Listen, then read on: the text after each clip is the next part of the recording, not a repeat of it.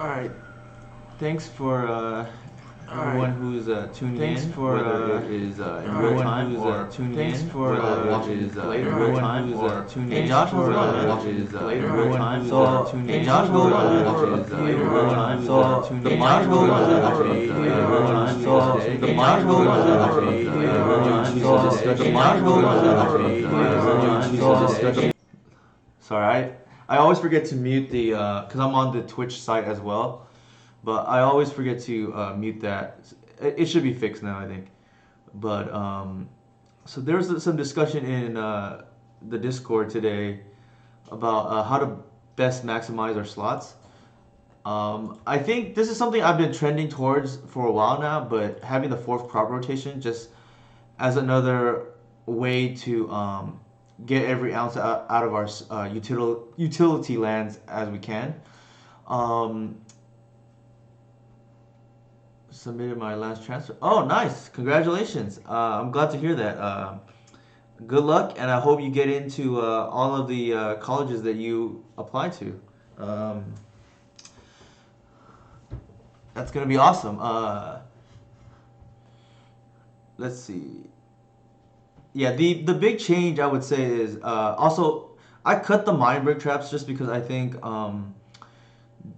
the the matchup that I'm most afraid of at the moment. Yeah, so that's the other thing. I kind of want to ooze as well, but it doesn't map real well at the moment, and I do think we want four crop rotation in the 75, just because and I don't want to play four main because you don't really want to draw two. Like even you can live with drawing two, it's just really not ideal. Because the first one, especially if you ever have a cradle out already, like it can rot in your hand. Pun not intended. But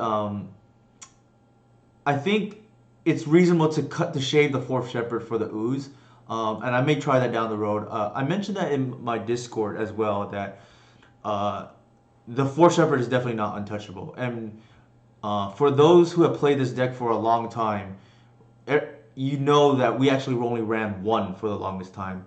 I think in hindsight that might have been well, to be fair, at the time I think it was probably okay, and maybe two was correct in hindsight, but I don't think at the time it was correct to run like Fort Shepherd because um, really you lose a lot of your mana production, and people weren't doing things like forcing your turn one play yet.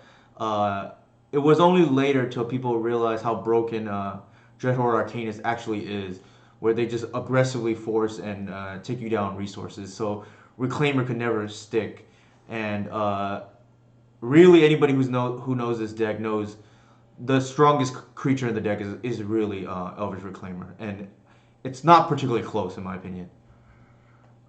So back to the sideboard. I think so. Yeah, I may do that as well, Josh. That's something whoever views this in the future can take note of. If you want to fit in the ooze, the third shepherd is a possibility, or even moving the Bajuka Bog to the sideboard and playing the ooze main. The reason why I like that better is because if you draw both, at least Ooze will cycle you a card off Glimpse and adds the creature count for natural order, whereas Bog is just completely dead. Granted, the reason why I play Bog main is because it's rarely completely dead, and in most of the matches where it is dead, uh, i.e. the Chalice decks, like Blood Moon, Stompy, and Eldrazi, it's not really why you win or lose. Like those matchups tend to be dependent on either Chalice or they have like the perfect curve. For instance, turn one Chalice, turn two Thought Not Seer, turn three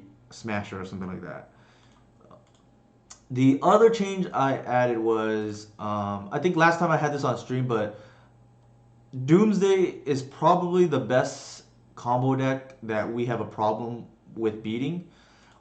Typically because we're decent against the slower graveyard decks, like anything like Dredge or Hogak with four crop rotation, four Reclaimer, and Bajuka Bog. I think we're okay there. Against the all-in type of decks like Oops, there's merit for Leyline, but I just don't want to destroy our sideboard just for more graveyard hit when it's a lot of times it might be overkill. But the Wasteland is good because I think in most situations where we lose to Doomsday is because they go turn one Dark Ritual Doomsday. Yeah, not people playing Oops, and those are the type of decks that like it's like hitting the matchup lottery, right? Like odds are you're not gonna run into it, and odds are they aren't gonna get very deep if they run into like multiple blue decks in a row. It's just annoying because like we essentially see that matchup at the moment because I just don't want to run Leyline when we don't need to. Even though Leyline historically has been one of my go-to sideboard cards, I just think right now like some of the best players on Moto are playing Doomsday, and I think I'd rather hedge in that direction. Not to mention the first weekend after the bannings, Show and Tell had a good weekend, so there's probably still people out there trying to put Griselbrand into play too. So that's pretty much it. I think the future of this deck is likely going to revolve around crop rotation slash Elvish Reclaimer. And the reason why I say that is because the ability to essentially be flexible disruption. We don't have Force of Will and we don't have main deck discard. So we want a way to maximize the amount of decks that we can actually hit with things like crop rotations. So we like having to dedicate like 4 slots, for instance, to Heritage Druid, or even in the older builds, 4 slots to Nettle Sentinel. Like I just don't see how you're gonna consistently beat combo in today's age. Like outside of something like drawing your ley line, but that's not gonna happen when you only have 4 ley lines, for instance, in the sideboard. And again, that doesn't do anything against the Show and Tell and the Doomsday decks. So let's go ahead and start.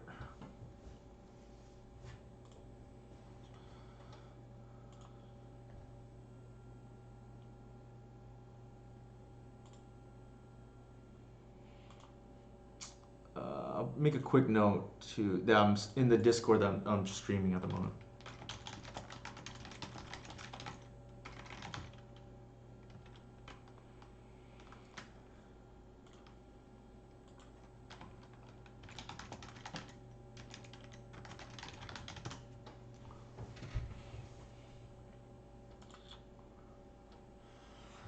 Yo, David, how's it going, man? I just saw your post to the Discord channel. Nice 4-1 there. Let's take a quick look what you played against. Okay, nice. You beat Post twice. That's not well. It's a lot better when you have Wasteland. I will say that. I typically am very scared of the nut draws from Urza Echo, but I'm glad you were able to pull it out. Our deck is probably not favored against Test with this configuration, but I mean, there's only so much you can hedge for, right? Like, if you really want percentage points against Test, you really need to play Mindbreak Trap, and that's not really a card I like.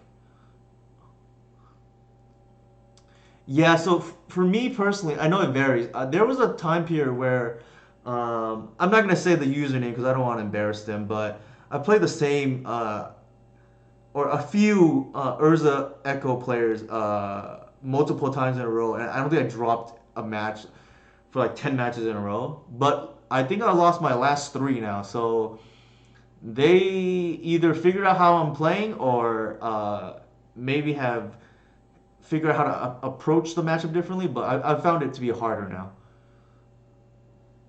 Yeah, Caracas I can see being nice to stop their Merit Lage lines. I typically wouldn't board it in, but I mean, I don't think it's the worst. Uh, I think we have to keep. I don't like molding, but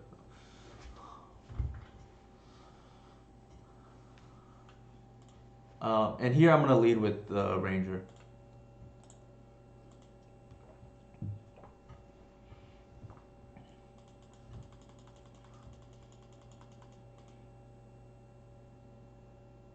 Nice. Okay, I'm happy to see this matchup. We just need to hit our land drops here, and I think we're probably in good shape. We can kind of go bananas a little bit here on turn 2.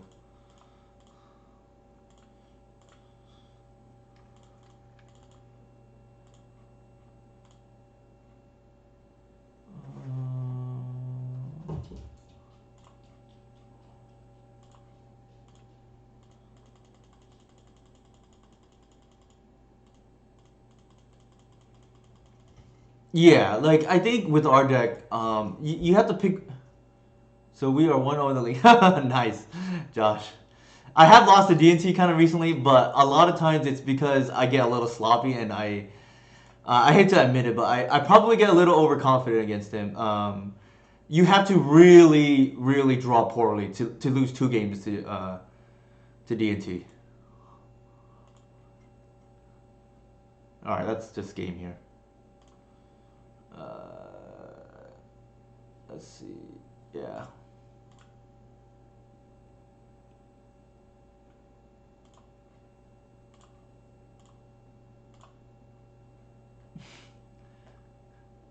Yeah, this is why it's so dumb against DNT. Like, my hand is not even that good, and you just rip a cradle and the game's over.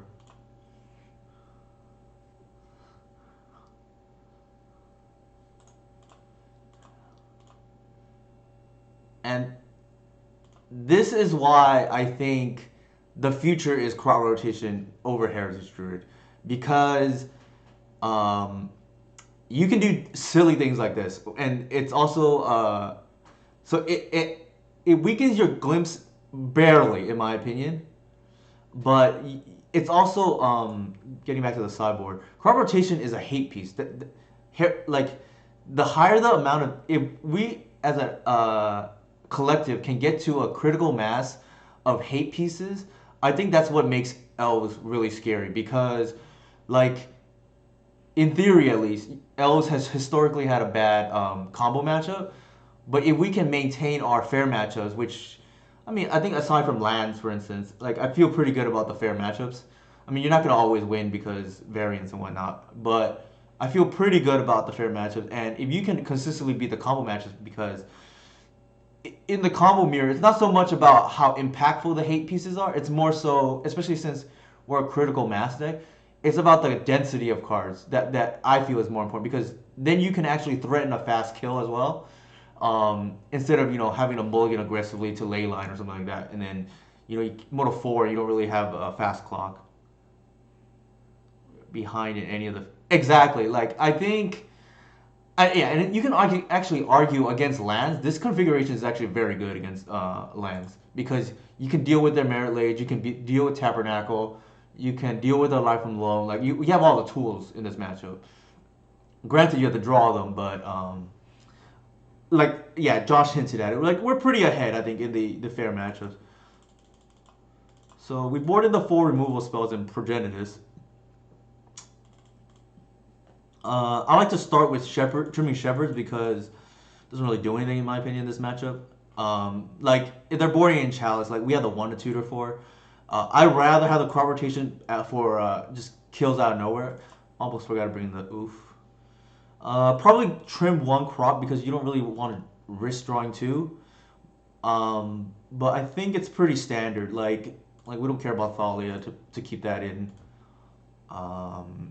And like I said, we want to keep the 1 Shepherd in case they have any Chalice shenanigans up their sleeve. But I think overall this is pretty good.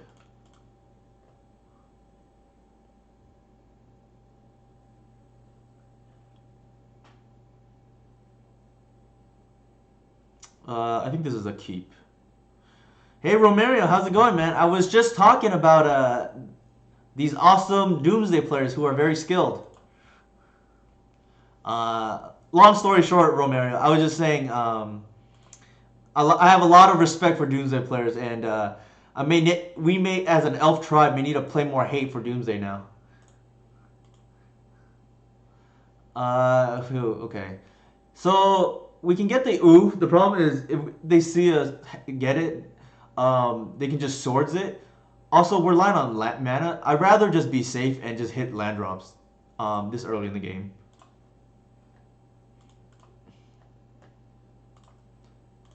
I was just saying so I don't know how much you check out the. So Romero's in the elf chat, I know, but I don't know how much he checks. But today we had a nice conversation about how to attack Doomsday because it was a bloodbath this weekend because I heard from multiple elf players that they had dropped matches to Doomsday Pod. So, man, you guys gotta stop bullying us. I also mentioned, I would say Doomsday players alongside the players in our Discord. I think are some of the better players that I've seen on the some of the better pilots I've seen on the respective decks.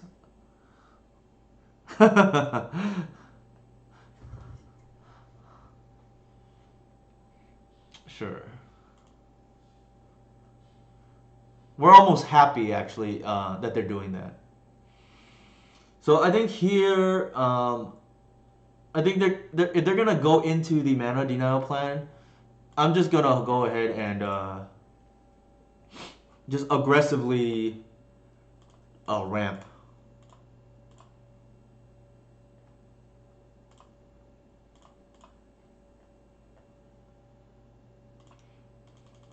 And it's gonna really cost them if they want to port like us.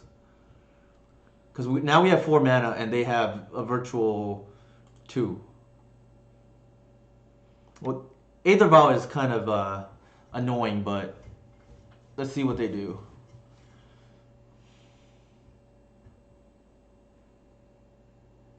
It's almost a tell that I fetched the Bayou. The thing is, we already have multiple Wasteland targets, so I'm not too concerned at this point. Like, if they want to waste our Bayou, they can. I'd rather them waste actually the Bayou than the Arbors, because if we hit a Cradle off the top, that's just so much better. I mean, Elvish Reclaimer is pretty much a baby. Oh, okay, here we go. They're gonna waste us, and then it'd be really bad if they waste us. Okay, I'm okay with that.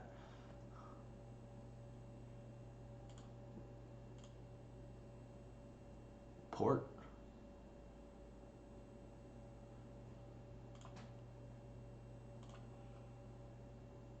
Actually, in case they get any ideas, I'm just gonna float black here.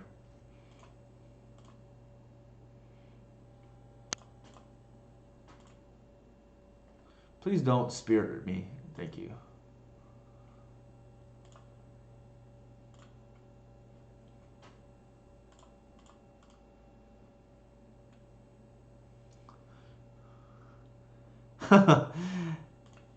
Knight of the Reliquary is an awesome card. I'm glad it is seeing play again. Alright, this is gonna be sweet, actually, if they go for the Wasteland now.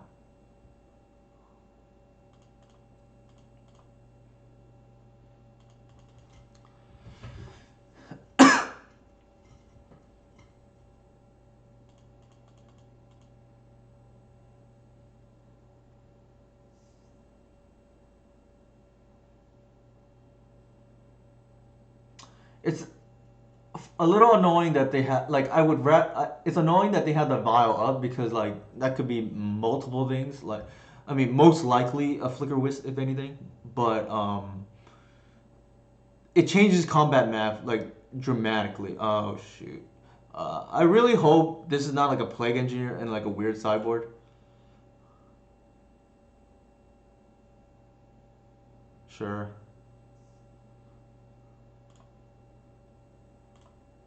You might as well do it now. They may waste in response. Especially if they are stream sniping us.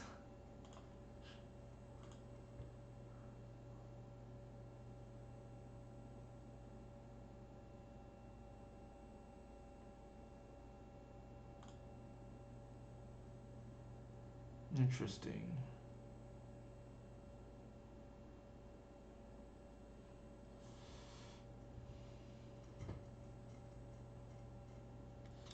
So the reason why it's not always correct to bounce Visionary. The reason why I did it there is because we don't have lethal. All right, they walked right into it.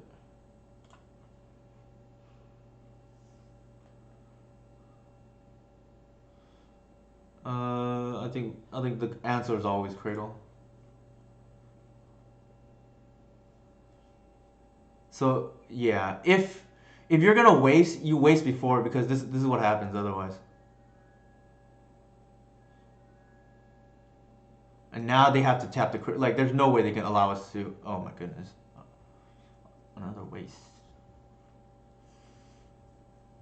I mean, if they didn't draw that waste there, they would have needed. Just float. They would have needed to port down our cradle because I don't think they can realistically allow us to untap with it. Jeez. Okay.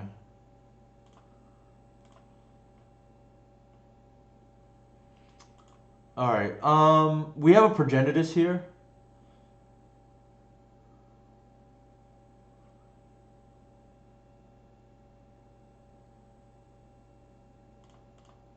I think what I'm gonna do is I'm gonna get a ranger out just for mana, and then build our progenitus.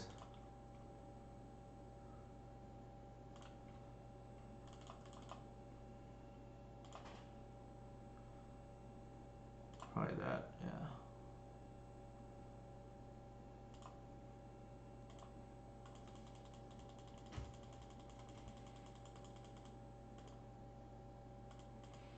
This way we actually have a defense mechanism for GTA 2, and we're not playing around the Council's Judgment because we just can't afford to at the moment. Like, they can't attack because we block with the progenitus. And then we're just fading Council's Judgment here at this point. Oh my goodness, so they had it. I'm kind of surprised that they're playing Council Judgment only because you just have so much removal. I don't know how like it maps out in terms of how you're gonna beat combo decks, but that's another. I guess there's another argument, I guess.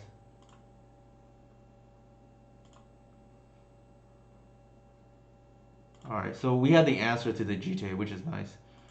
We cannot afford to attack though.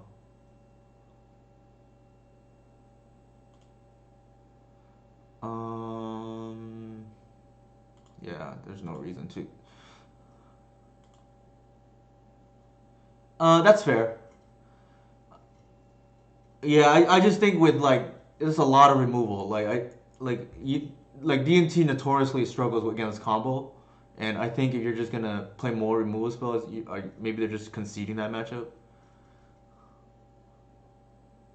Unless it's the only one, and they mise me, which is fine. Like I said, I don't think our hand dictated playing to a hoof there. I think we wanted to. What in the world is going on? Sure.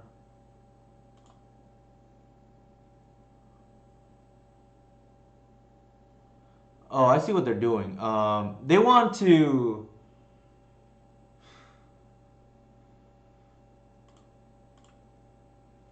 They want to go for a protected GTA equip.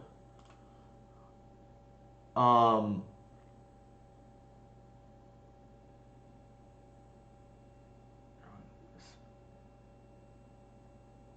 I would have put declare upkeep to play around them drawing a whisk. That's fair. I wanted them to commit mana, but that's actually fair.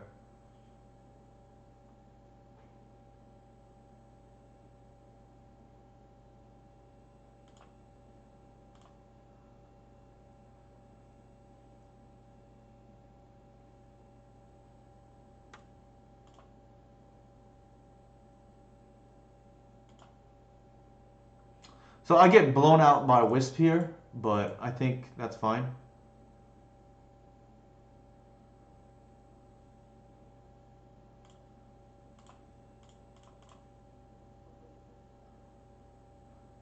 Yeah.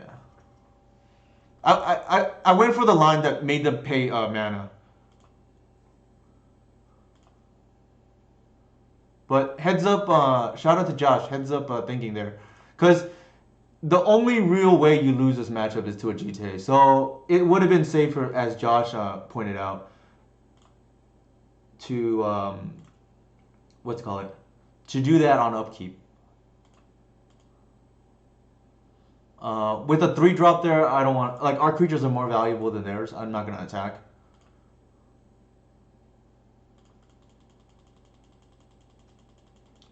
And yeah, like it's gonna be real hard for them to beat us without a GT.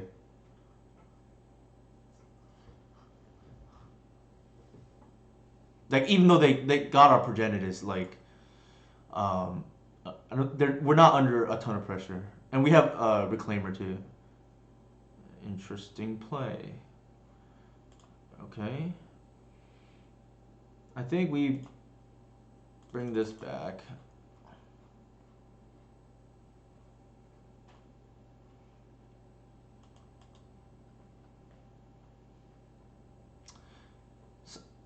I always think it's funny when people play Flagstones because it's a tell that Cataclysm is coming.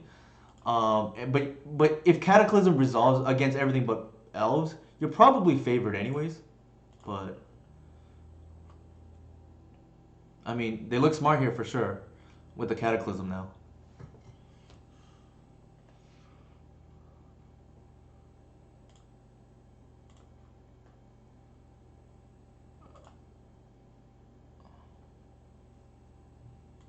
It's almost funny because I think we're still ahead.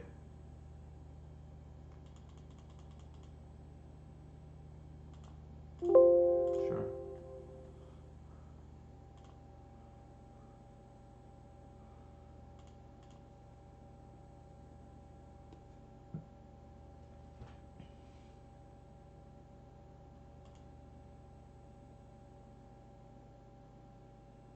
Hmm.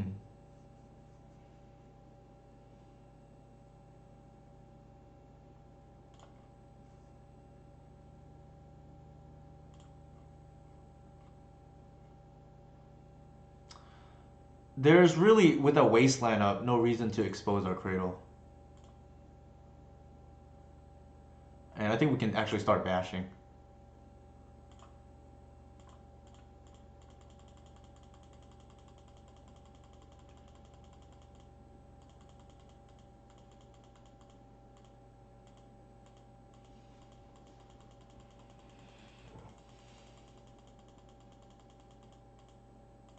If they attempt to waste us here, it's we could start. We can actually hit their Aether Vial to take them off mana. What's up, Nathan? How's it going, man?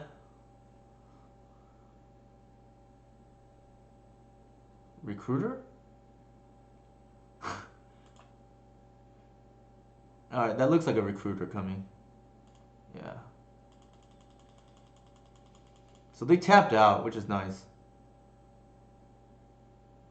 What 3-drop are they? Probably Flicker Wisp.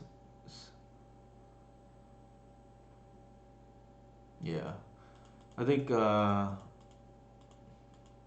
feels bad, but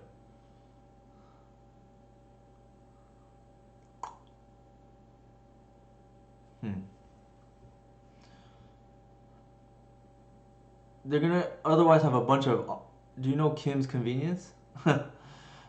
Yeah, that's a very popular show. That I know my wife watches it, for instance.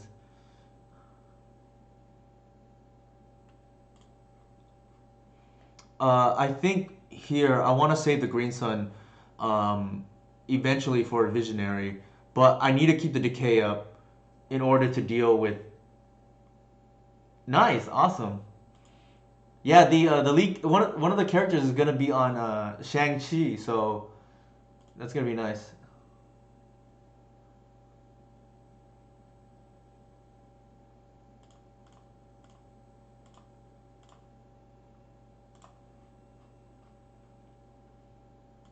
So the reason why I'm decaying there because I don't want to deal with their flying army. That's a Marvel movie that's coming up.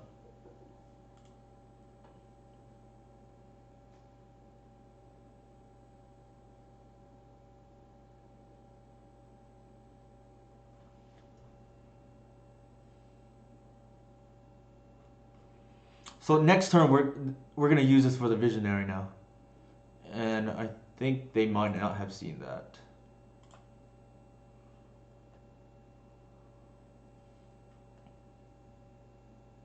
Yeah, it happens every once in a while where your opponent doesn't see that Reclaimer protects lands.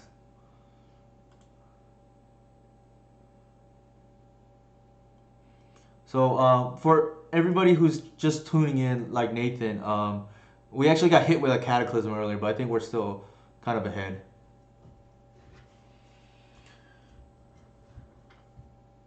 Like they can attack with a flicker wisp. Hmm.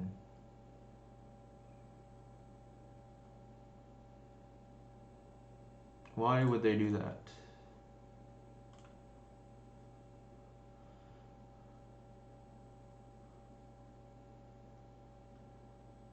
Okay, so they just wanted us to burn our untap, which is fine. Like, I've seen people do that. Like, I don't think it's the best use of resources, to be honest. Like, I don't know if you have to take off the. Well, maybe they feel they have to take the reclaimer off the board regardless. But if that's the case, you swords before the wasteland.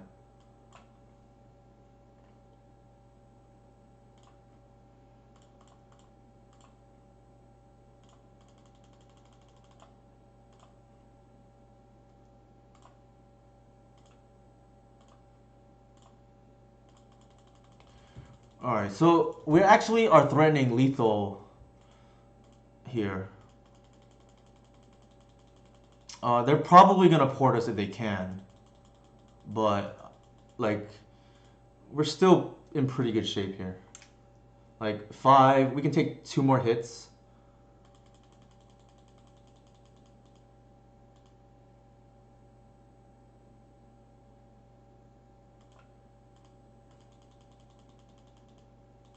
So it's gonna be nice. I think they're gonna attempt to port us on upkeep, and we're gonna once upon a time response. They also got a progenitus earlier with the council's judgment chat. Sweet.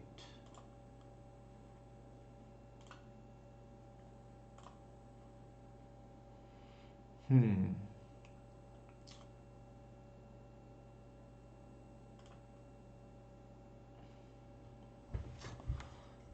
So here I'm gonna attack and see what they put in with the vial. Actually, if they put in a recruiter, that's not great for us, because they can just chump. Um, though I don't know if they would because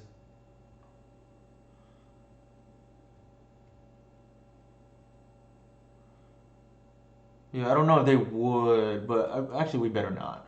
They could put something random like Sanctum's Prelate.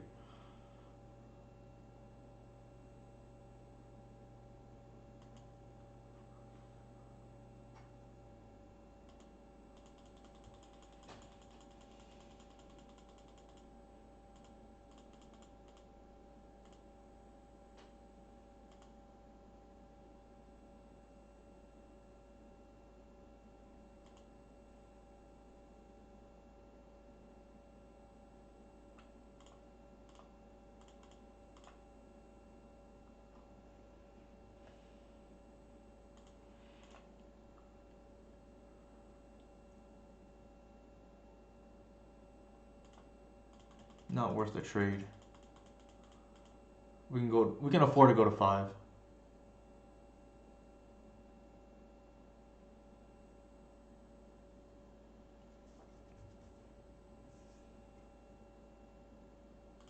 Wow.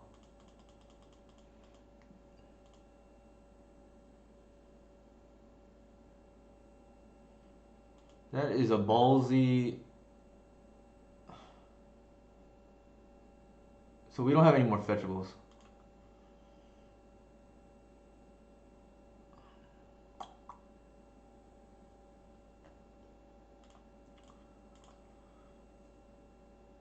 We don't have lethal, unfortunately.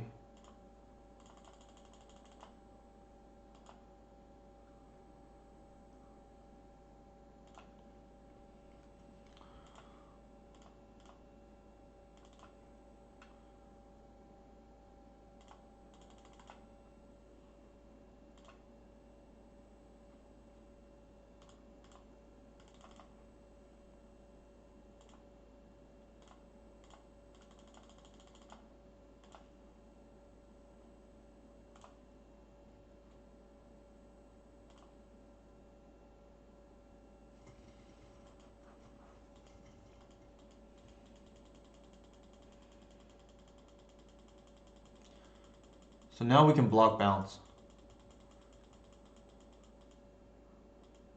I think we hope that they don't port us down, and they might not because they didn't last turn, and maybe they think we don't have anything. So what is this? But we probably have lethal depending on what they do.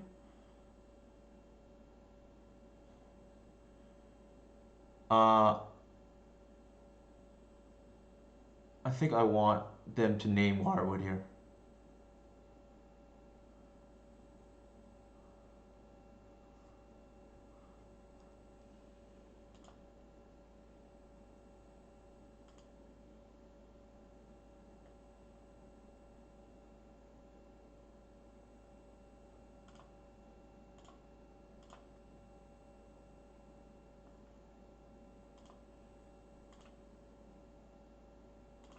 Nice. That's how bad this matchup is for GNT. Like they had the answer to the Progenitus, they had the Cataclysm, they even had the GTA and the removal, and we were never really in danger.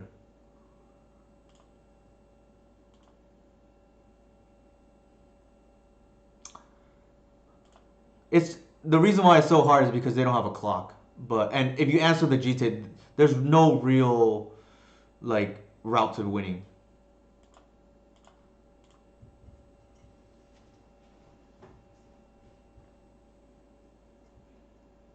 Like, can it happen that you lose to DNT and they don't have a GTA? Yes, but it would require a lot to happen. Like, they would have to draw really well, and you would have to draw really poorly, and it would have to involve something like being land screwed, like you getting wastelanded out of the game. Because I can't, I can't really imagine a way they win without GTA. Like not in most cases.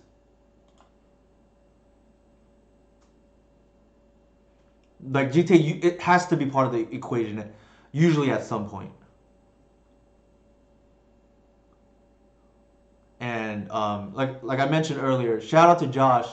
Heads up play, decay on upkeep is the safer play. Here again, I just want to hit land drops. Like, don't want to get randomly lose to Blood Moon and whatnot. It doesn't have to be Mirror Crusader, but it has to be like a lot of disruption. So I played the D&T Elves matchup a lot from both sides. Uh, Usually, if you're a DMT player, you have to know what you're doing to even have a chance.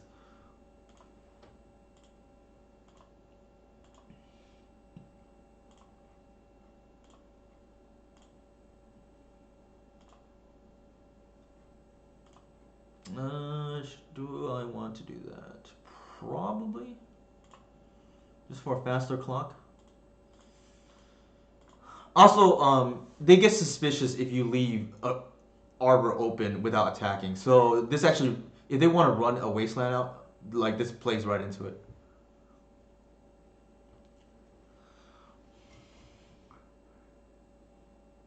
Yeah, so that's one of the ways I can think of where you win without a GTA, where they just have the infinite disruption hand and they mana screw you out. Like because if you have the mana, they can't beat you.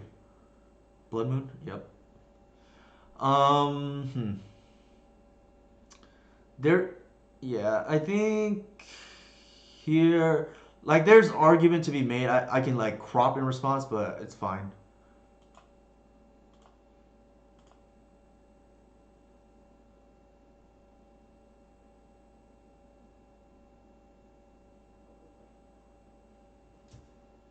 Actually,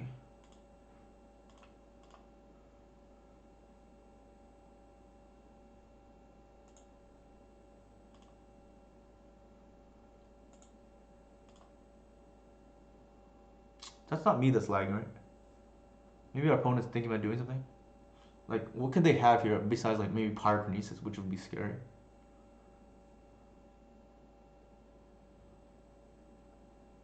All right. I hate doing this play, but we don't have any way to take out this Blood Moon. So like our deck is a little weaker to Blood Moon than most. or than the other version, but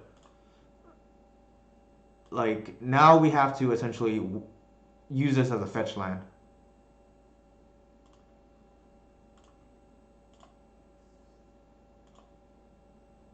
That is actually a very good draw. Hmm.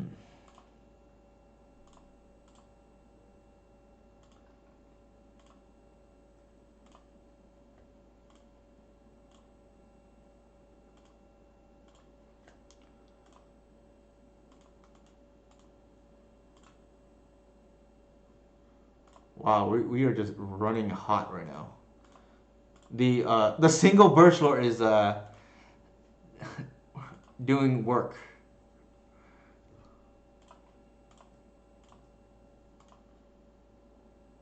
Oh shoot, that was my mistake. Uh, uh, yeah, I needed to. Yeah, that was bad. I needed a autopilot for a slight second, but I needed a hit. Not hit. Untap one of my elves, not the arbor. Not sure it matters, but hopefully not. We'll see. We essentially get a delayed draw here because what happens is I should actually attack with the arbor too, but being some slight sub optimizations here. Like we get punished here, they have like a sweeper. But even then, not really because we got the visionary back and didn't play it. Looks like they can't cast anything. We have, I think we might have lethal. 1, 2, 3, 4, 5, 6, 7. Yeah.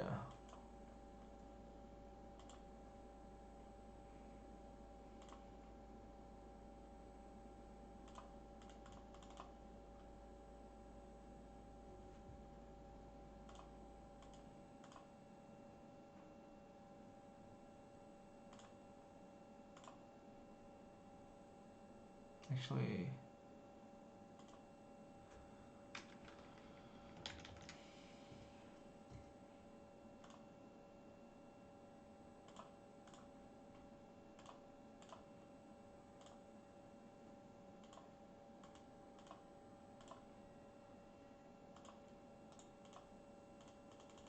yeah, the Birchlord was real clutch there. So was the Shepherd, obviously, to get through the Chalice, but this is why I've liked Birchlord so much better than Heritage. The ability to go off, not go off, but essentially grow your lead with minimal resources because Heritage is more of an investment is a pretty big deal. Also, it gets around Chalice, and that does come up a lot. Not here because we had the Shepherd, but it would have mattered otherwise. All right, so like I'm assuming they have some kind of Moxen. Also, it beats Chalice on one. I like Archon here as a way to beat Ensnaring Bridge. You just name Artifact, and uh, it does for sure. Like I would say, because Arcanus got banned, the usefulness of Shepherd has actually gone up because of the Chalice decks. Like Chalice decks have been very high variance for us in the past. Like the games tend to be kind of lopsided one way or the other, and ideally you make more of those lopsided games in our direction. But you can lose this matchup. Like it's not really a matchup I want to see because there's so much dependent on going first. And I think we went first. Yeah, like I don't feel good about this matchup when they're on the play. Let's see. Oh, all right. We need our uh, obligatory abrupt decays because to deal with things like ensnaring bridge or I mean we're not always gonna just have the shepherd in our hand to or green sun. I think this boarding is straightforward. Like I tend to like to board out Warwoods in Chalice matchups. The reason being is because you don't really have time to like visionary them out. Like by the time you get out of their lock, in theory, you're down to like 10 life or something. And you just don't have the time. Uh, the fourth crop I don't really want. This is like a glorified fetch land. I'm almost tempted to board out the crop, but if they don't have the Blood Moon, it's just so good. So I'm just gonna keep them in as pseudo Heritage Druids. Although this matchup they're a lot worse, like for sure, than Heritage Druid in the Chalice normal Chalice matchups. We don't want Progenitors because Archon in most cases is gonna get there. Like, um, unless you know you're playing against the like 6 drops Chandra or something like that. And I know Nathan is on that, for instance. So like, there's more of an argument there, but I still like Archon a lot in this matchup. You can actually cast it, unlike Progenitors.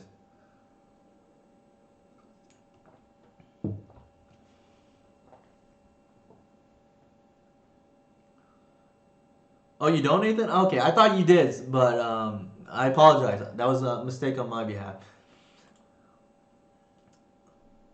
Oof, man. So this is already a virtual mortal 6 because of the natural order. Man, this is not a good hand. Like, you really want to hit fetches, and to crop away a Bayou for a fetch feels pretty bad. For a forest. Alright, this is even worse.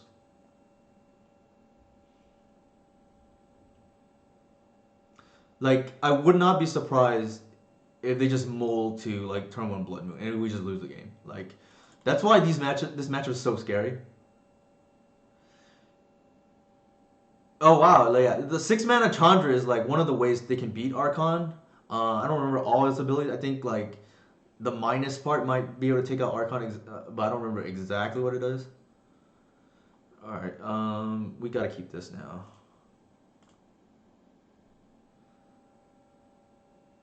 I don't think we want crop. Um, Actually, we definitely pitched that, and I think we actually pitched this. It gives us a second green source, but usually we can operate off one, especially with a Kurin Ranger.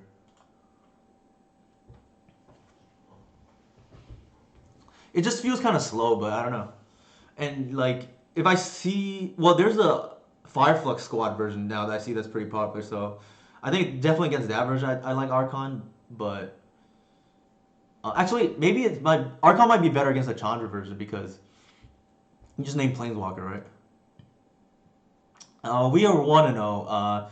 According to chat, we got a bye in the first round with the DNT, which is not far from the truth. All right, so we got hit with a chalice. Like, we're not gonna always have the decay or the green sun, unfortunately. And we did mold a 5.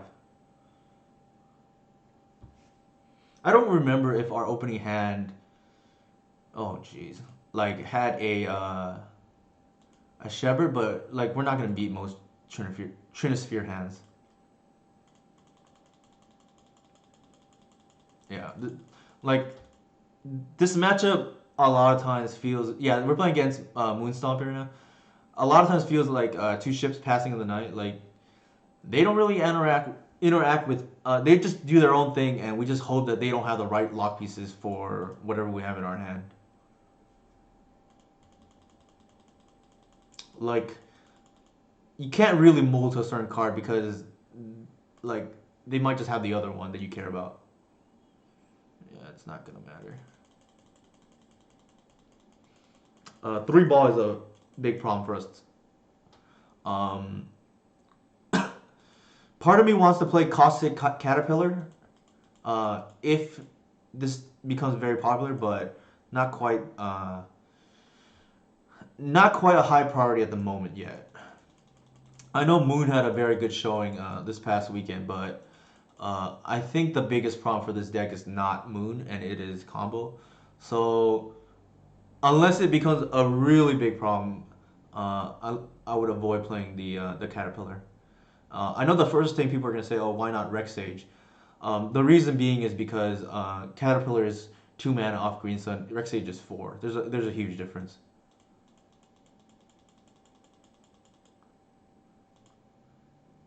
I also think Rex Sage is one of the very most overrated cards out of Elves. Like, Very rarely do you need to kill two different artifacts or enchantments.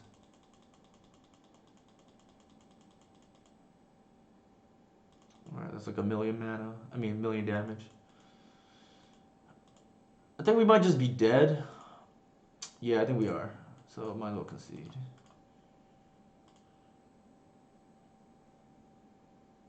The Yeah, the pillar is a one drop. So like we don't really care about Chalice anymore, right? Because of Shepherd, like it being a one drop is not really a liability. I think we boarded fine. We just need to be on the play. Like I said, David. So David Centeno is Viper Force from my LGS, but it's very rare that you have to blow up multiple things, in my opinion. Like a lot of times it becomes win more.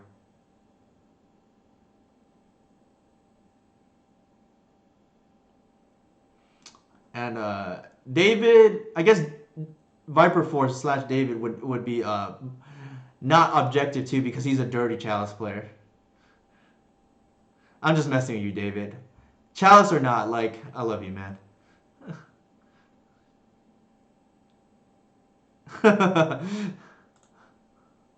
Oops.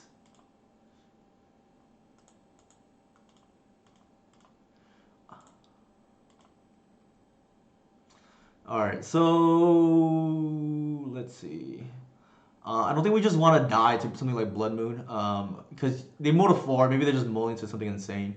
I think we just thin our deck and then just play towards the natural order.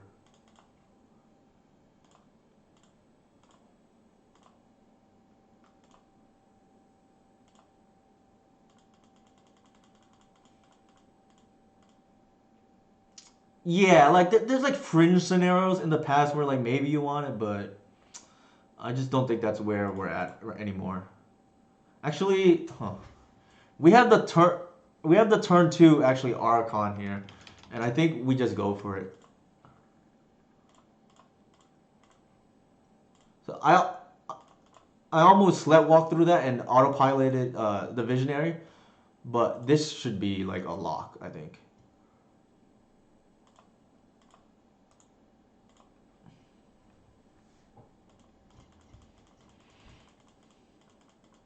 Like they can't fast mana us anymore, and like now we can just start attacking.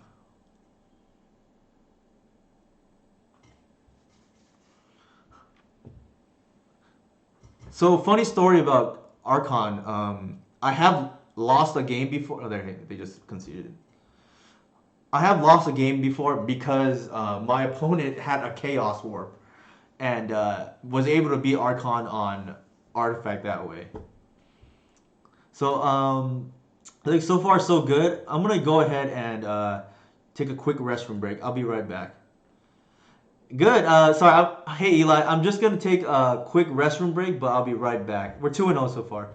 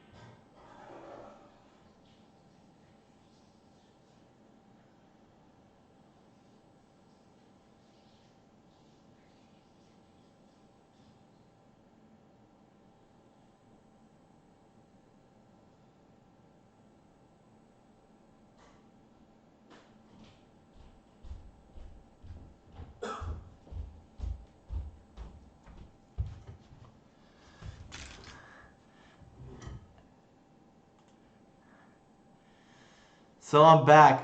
Yeah, I noticed that right as I was walking to the restroom too. I need to update my my essentially screensaver slash weight to the new bordered or I should say old bordered Bajuka Bog. For sure, yeah. Looks like everybody's on the same page with that. Those of you who have followed me for a while know the nickname that I've been given is the bum of Bajugabog. Elf players like to do this thing where we have I guess, a noun of X, Y, Z place in Landlore or any elf place, and I think it was fitting that I chose the title Bum of Bajukabog since I think I'm pretty certain, I'm like 100% certain that I'm the first person ever to put a Bajukabog in an elf deck. It does look so good, Eli. I agree. So I definitely am gonna be picking one up. It's funny too because right after it got spoiled, I was like, because Arcanus is now banned. I'll click this for to start, but because Arcanus is banned, Bog is actually not as good in the main anymore. But so that's the small irony, I guess, with it getting printed because I think green decks kind of got the short end of the stick when it came to the old bordered frames. Like we got Prime Time, which is nice. Like definitely iconic green card, but that's more of a modern card in my opinion. Like don't get mad at me, Cloud Post players. It's really only played in one Legacy deck in my opinion, and then Become Immense is only in one deck as a, like a one or two of as well. Yeah. So like the thing about Bog is like it's almost always good, right? Like Moonstomp is like one of the few decks where it's not. All right, we're playing against a likely DNC player. Maybe they're on something different, but we'll see.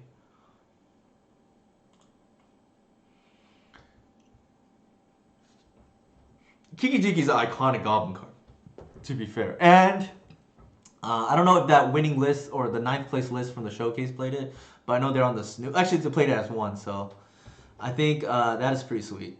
Yeah, I have Goblins EDH built, so I can definitely appreciate that.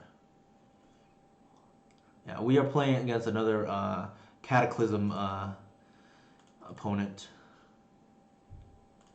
Grenzo's the bomb, man. What are you talking about, David? Okay, I'm gonna put David on blast here.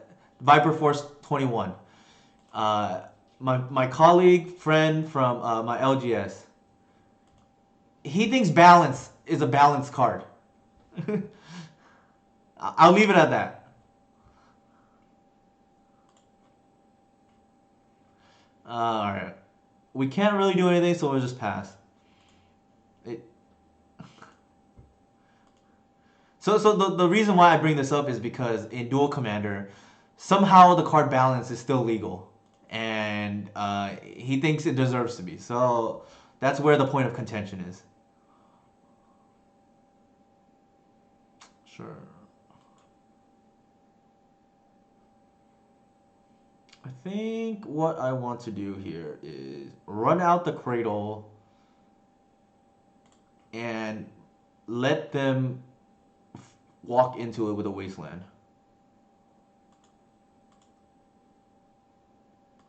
The thing is, if I tap out, like, then like to play the Visionary, I can't leave a properties for the wasteland. That is the nickname of this deck. I'm glad you caught that, Eli. Oops, all Kratos. That's a shout out to Jax, by the way, who helped me come up with this iteration.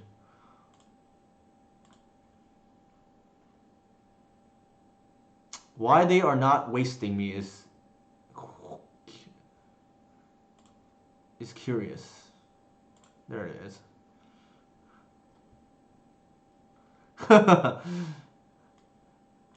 Alright, so I'm gonna go ahead and like double Arbor here, I guess.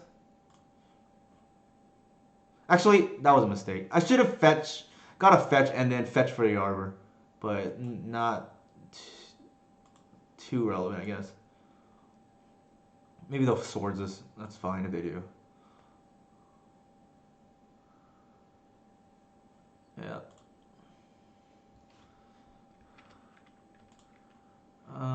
I think here let me think. So they have a port. I want to be able to port natural order the following turn. Um, but the thing is, if we glimpse here, well, that means we can only visionary because the glimpse is kind of wasted. So we go glimpse, cradle for 3, draw 2. It's probably still worth it. Cause we are, yeah, it's still worth it, I think.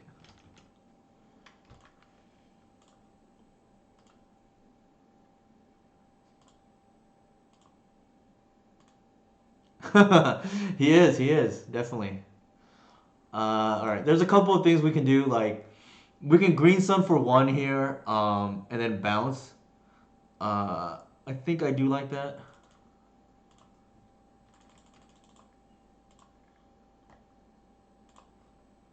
Because we still get a draw, but then now we set up the visionary recursion. Oh, this is just savage now.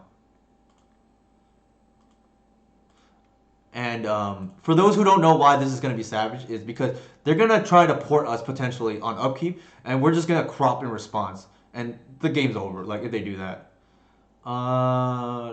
Let's see.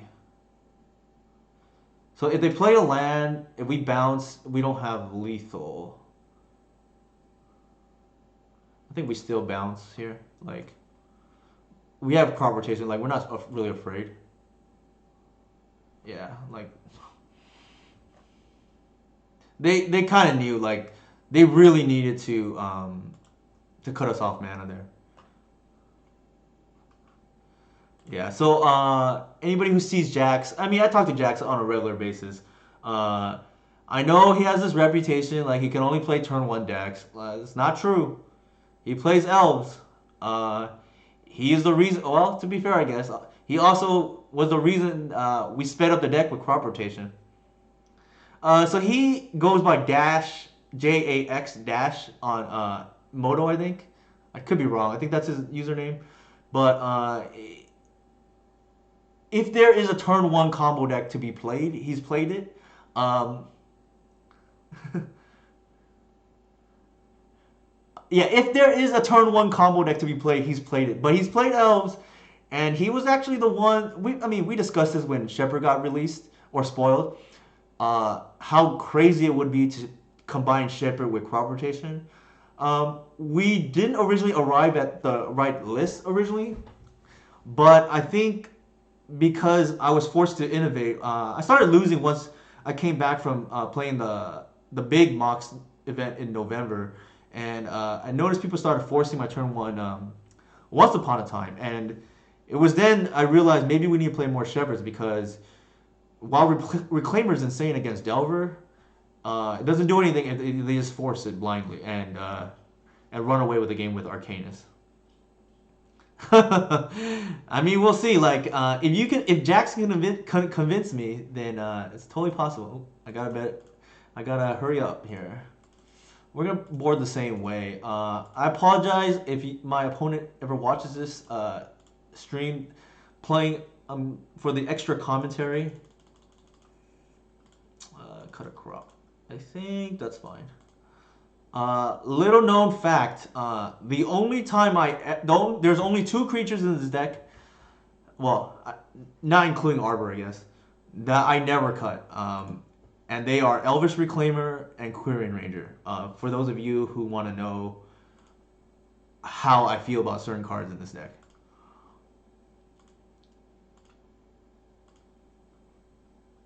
This is kind of a slow start. Admittedly.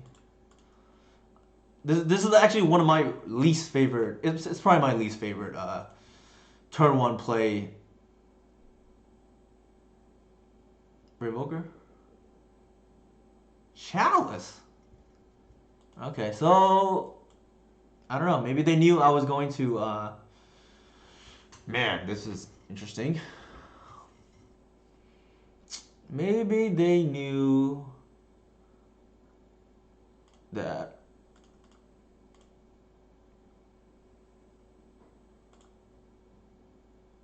yeah, maybe they knew I was going to take out my Shepherds, but very interesting decision. I don't think I'm gonna attack. I don't want to trade with a mom here.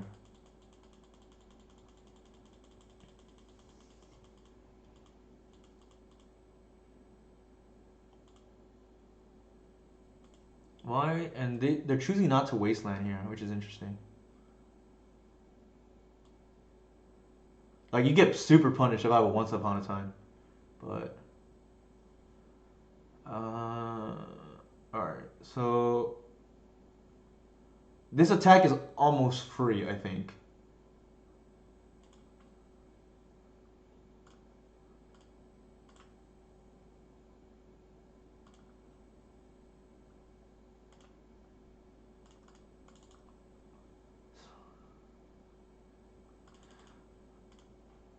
Yeah, I don't know if they're sniping or not, but very interesting. All right.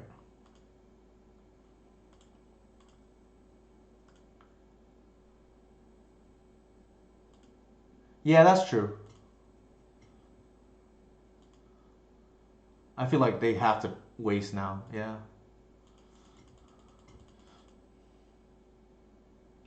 I'm gonna snap block if they attack.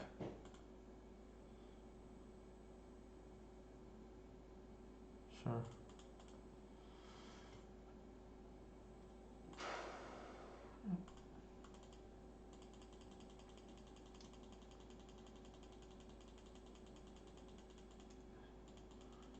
That's not good.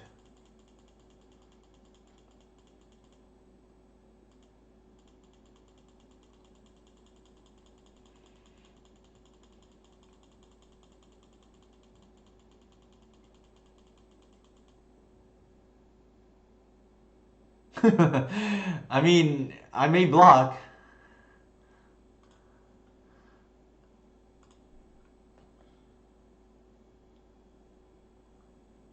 Sure. Ooh, that's pretty good.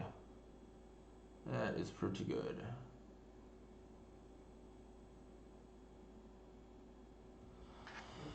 All right, so there's a couple of things we can do here.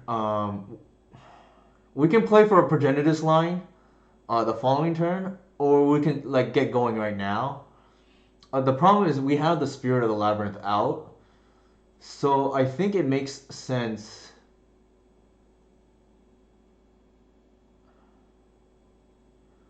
Like, well, it's the thing is, Natural Order is not even lethal here,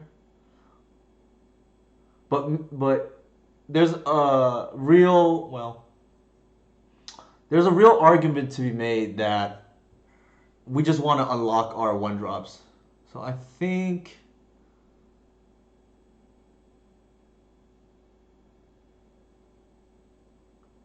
yeah, let's do that.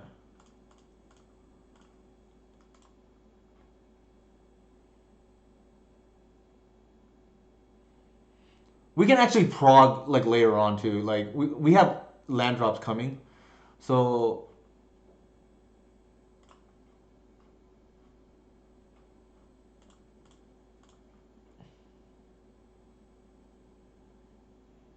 I'm gonna just start playing out like dudes.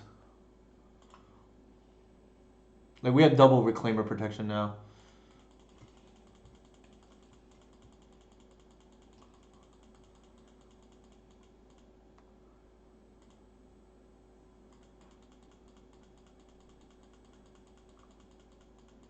We can actually take out. Actually, there's actually another thing though. The reclaimer can take out the Spirit of the Labyrinth. So for whatever that's worth.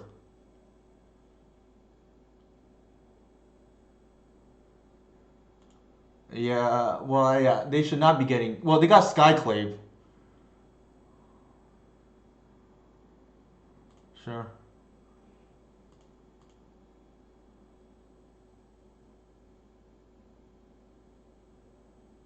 Well, we can prog now, right? We know. Like now we kind of price into progging. Ugh. Okay, so they know about that then. Sure.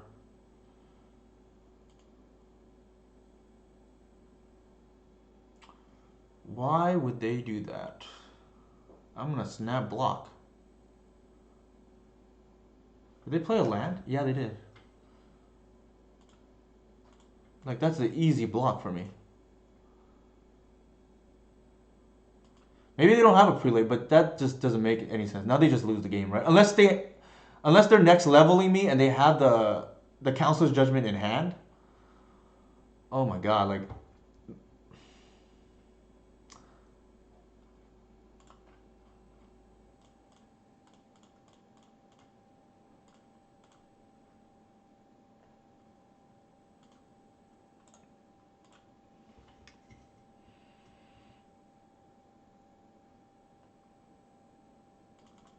It's possible they have the Council's Judgment in hand, like.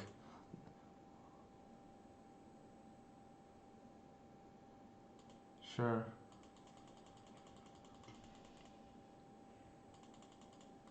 But that's an easy block any of the week for me.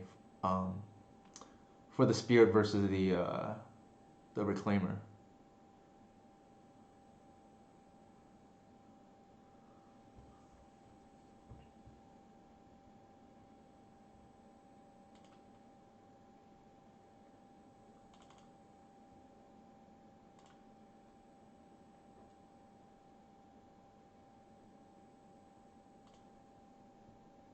Ooh, this is even better. Wow. All right, so like I mentioned earlier, the only way we lose is with a GT or something like that, and now we have the answer.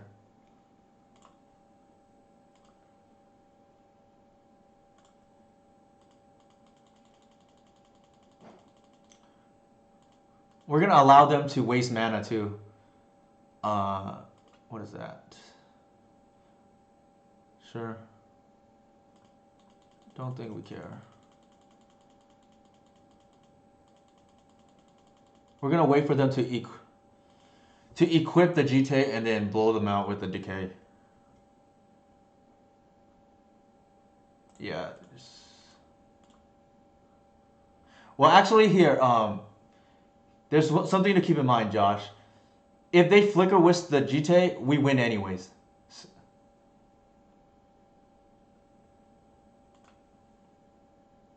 So I think we're okay with that.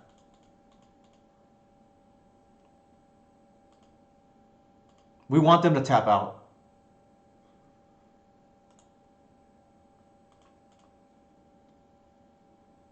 Sure.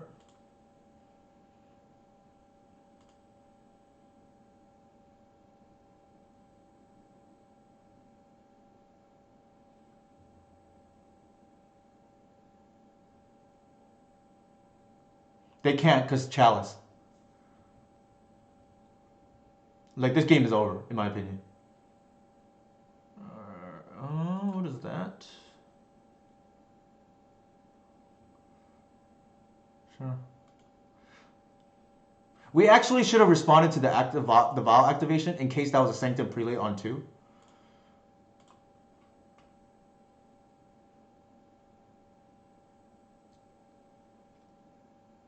Yeah.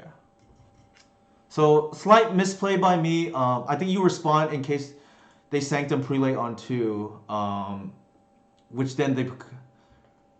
Agreed, Eli. Like, our hand wasn't that great, and they actually had a very explosive start. We got almost punished for boarding up the Shepherd, so maybe we shouldn't do that. But nonetheless, like, I mean, this Prog is just a really dumb card.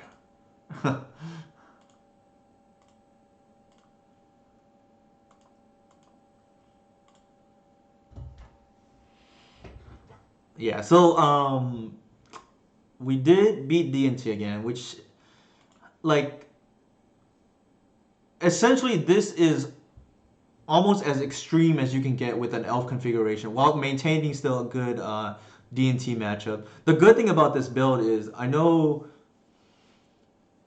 I know some of the DNT players have been playing Peacekeeper because it beats the other version. That doesn't really work against Cabal Pit. So shout out to Levi. I don't know, he's probably not watching right now, but he beat Esper Val in the most recent showcase with a clutch Cabal Pit when Meddling Mage was on Abrupt Decay. Plague Engineer was out. Progenitus was in play, but then opponent had Peacekeeper, so natural Cabal pick got there for him.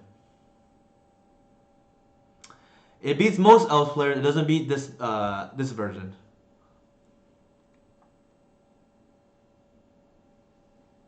Uh, I've been very impressed with Cabal Pit. Enough to make me want to run Excavator. The problem is we just need a high enough density of anti-combo cards. And if you know me long enough, like I just love trying to make combo players' lives miserable. Not easily done with elves, but in general.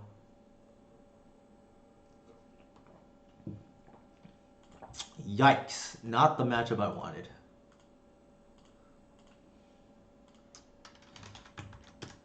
It's Viverus on tests, so this is not gonna get there.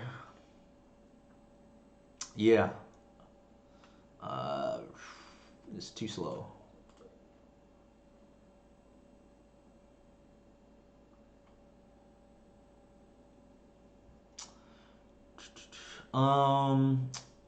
Probably not getting there either.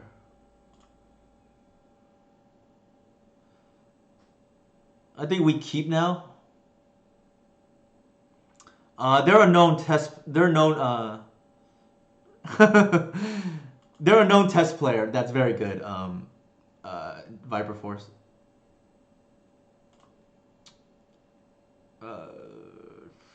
What does a victory look like from here?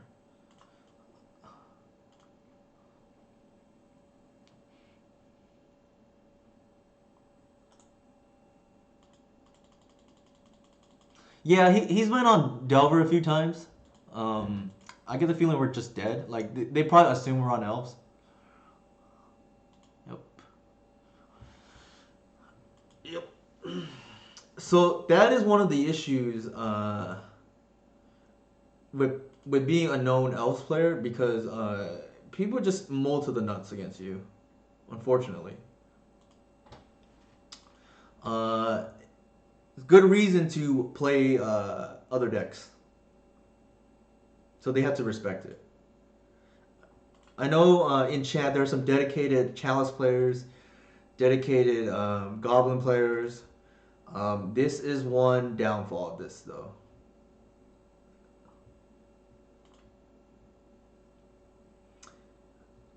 I'm still going to make him go through it only because then he has to at least have 1% doubt that I'm not on elves.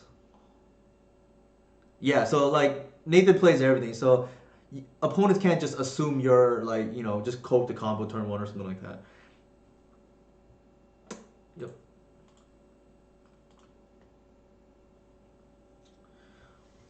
Alright. Unfortunately, I am not running the mind break traps, and we'll discuss a little bit that after this match, I guess, because I wanted more game against Doomsday, and good Doomsday players can play around mind break trap. If Romario's still in the chat, that's what we were talking about earlier, but we'll see what we can do. I do have my version of Dark Ritual in this deck, which is nice, but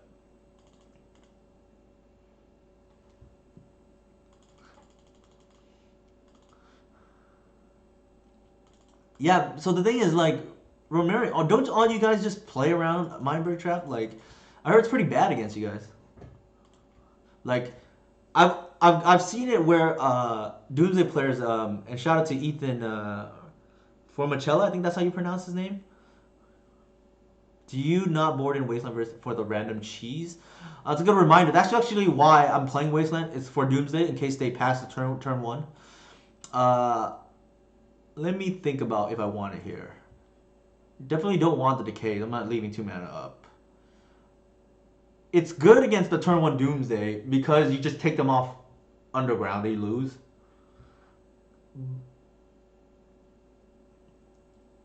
Yeah, so that's the thing, right? Like, if they have a kill coming with Shepherd, then it can get hard.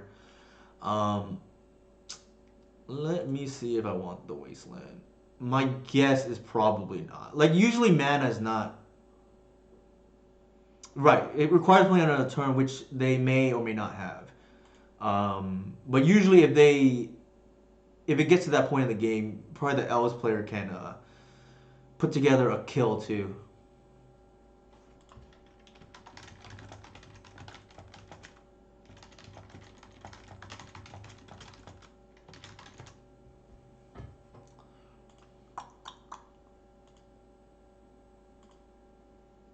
I don't think I want the Wasteland here. They have a ton of mana.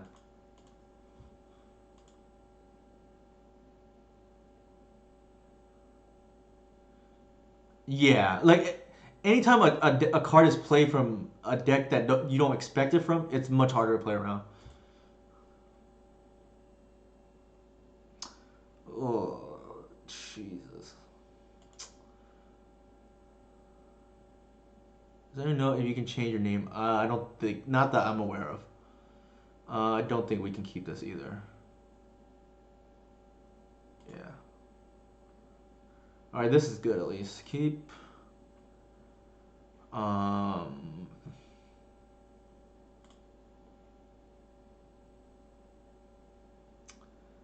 I think we don't actually want the Shepherd because we're hoping to hit a land drop for turn 2 Oof next turn.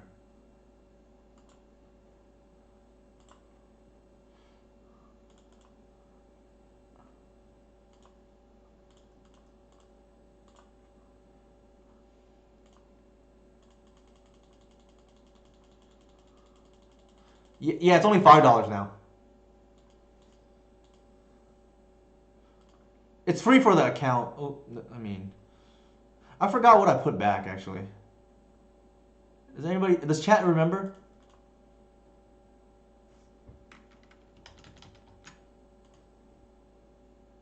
Actually, I needed to do it the other way.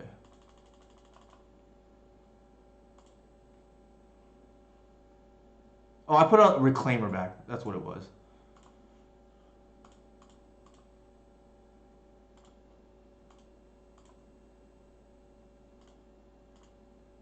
It was a Reclaimer, I think. And then I put back the second card was a Shepherd.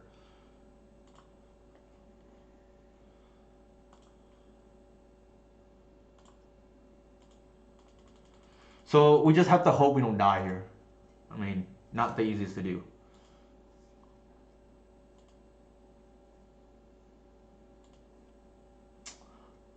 Yeah, okay. This is not good for us.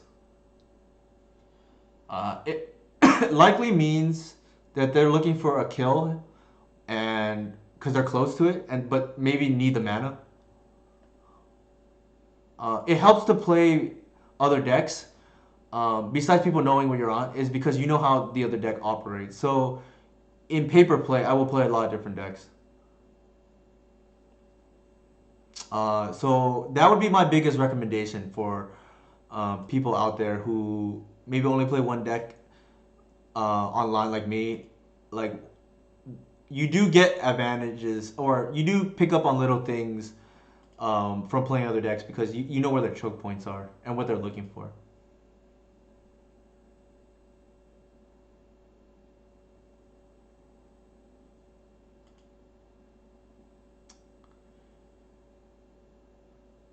Yeah, it was very unfortunate that we had to pass back a turn 1 Thoughtseize because he didn't have Black Source.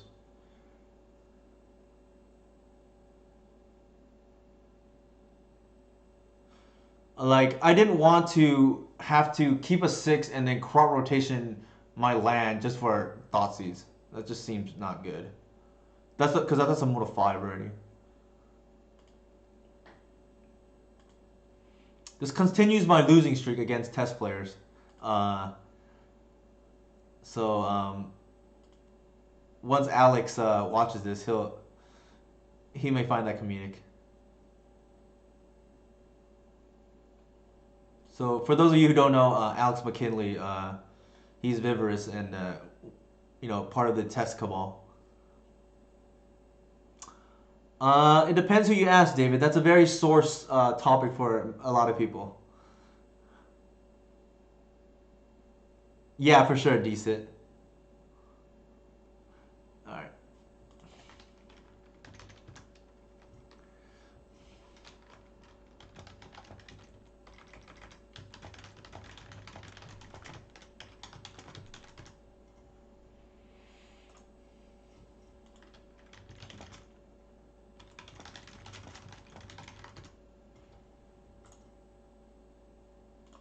All right, next league. I mean, game, a match.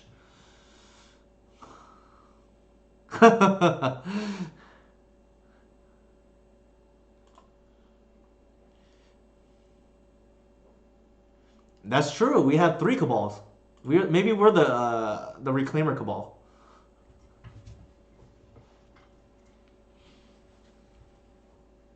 So I mean, you can only win the matchup lottery so much, right? Like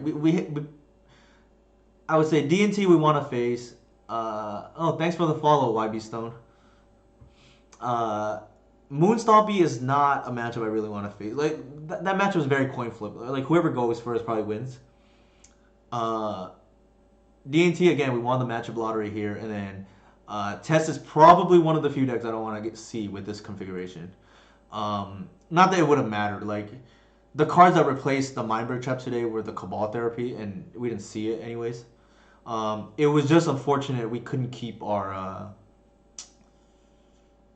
I believe it was R6 or whatever it was. That had a Thoughtseize in hand, but can't win them all. Like that's already a mode of 5 in my eyes. Like so.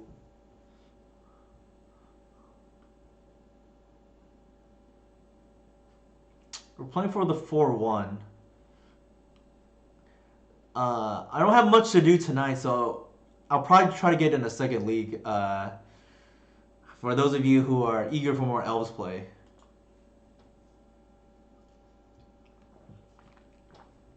Uh-oh. Polluted Delta smells like combo these days.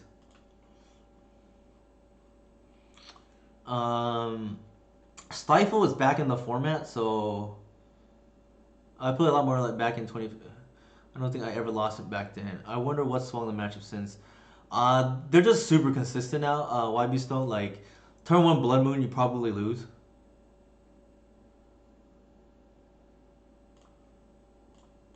I don't think I don't think I want to just randomly get stifled there when I don't need to. Like if they want to kill the Reclaimer, they can kill the Reclaimer. The deck has changed a lot, YB Stone. Like there's better threats now. Like also the people who are working on it have more experience how to build it. In my opinion, the correct way. Looks like they're on Doomsday. Yep.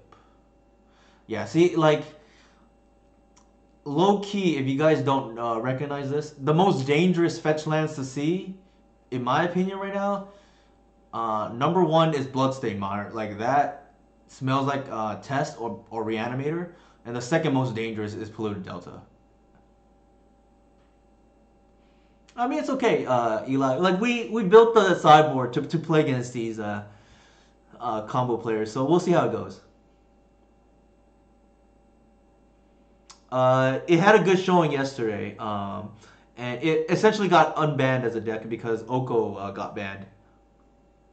Also, Astrolabe. So two things, right? Show and Tell is the very popular in leagues. It had a good first weekend after the bannings, but I am not so sure how good it is at the moment. So let's check their pile actually. What colors they're in. Okay, so they're on the speed version with aka Jack's version with the personal tutors.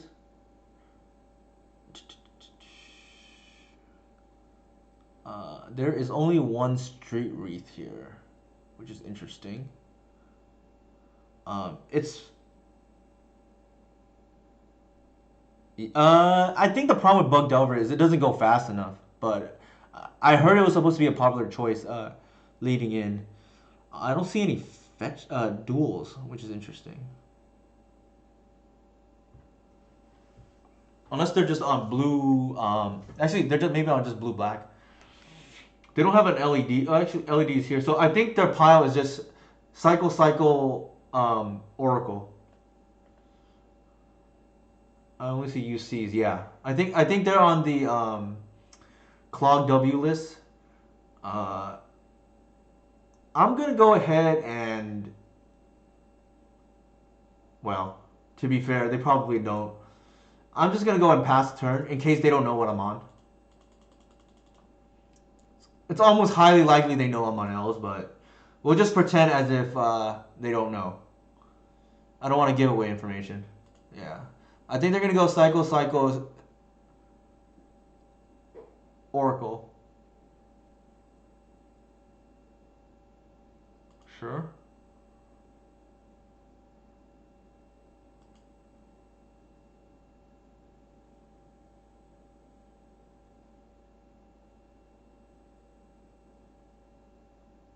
Ooh, yikes! Under 40%.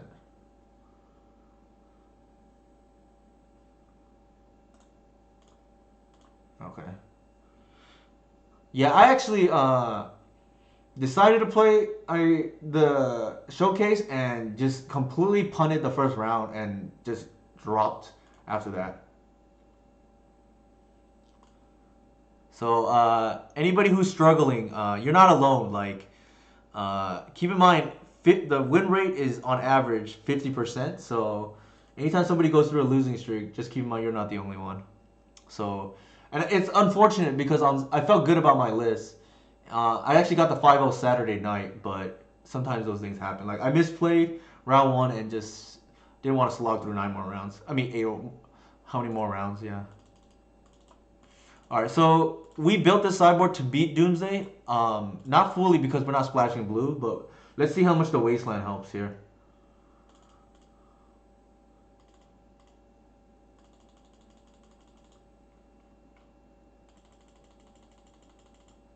So if they go for the turn one Doomsday, now we're just gonna go turn one Crop Rotation Wasteland.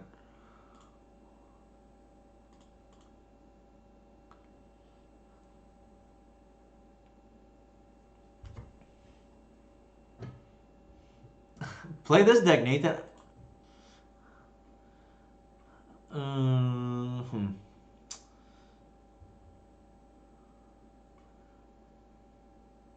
This is a mold of 6 already. I don't know if I want to keep just on the premise of wasteland. Feels like a mold. I want discard. At least on a mold of 6 first. All right, this is a lot better. I think here we're gonna. There's a perverse fun in Moonstomp. That's probably true, Eli. I'm debating whether to put the Shepherd back or the Ranger back. My gut feeling is to put back the Shepherd. Because I want to go turn one Thoughtseize.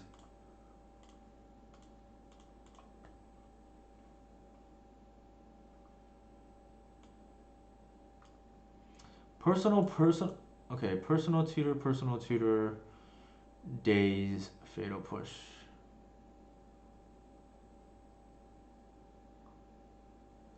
I think I'm gonna take.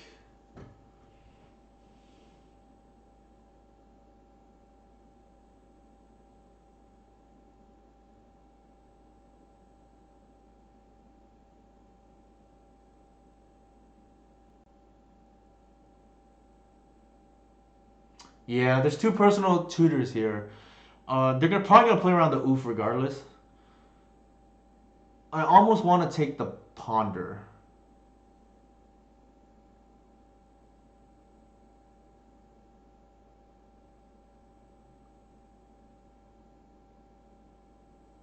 Yeah, I think that's probably correct.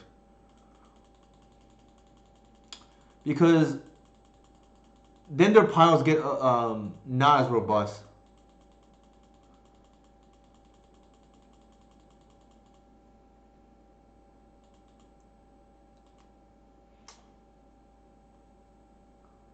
It was correct not to keep the wasteland.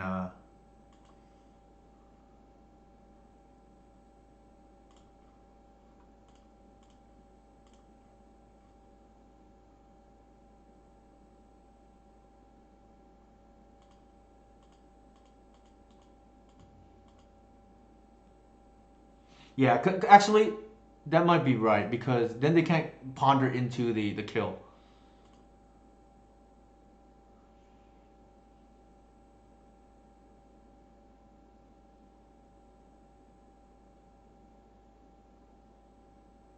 Sure. If they want to kill that, that's fine. So you use the Wasteland more as a time walk or gotcha in this matchup? That's a good question. YB stuff. I'm trying it because the hands that we lose to most are the ones that are turn one Dark Ritual Doomsday, and this essentially is a pseudo Mind Break Trap that is better than Mind Break Trap in other matchups because you have four crop rotation and four reclaimer. No, we lost. Romario. Sure.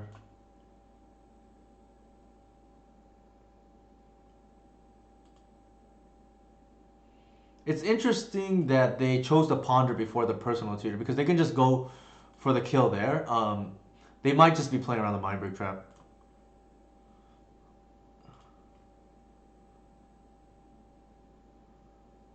Alright.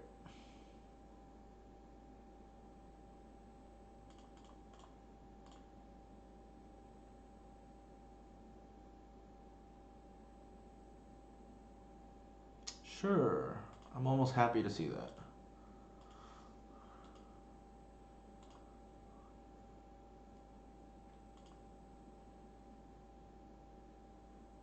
That's true, Eli.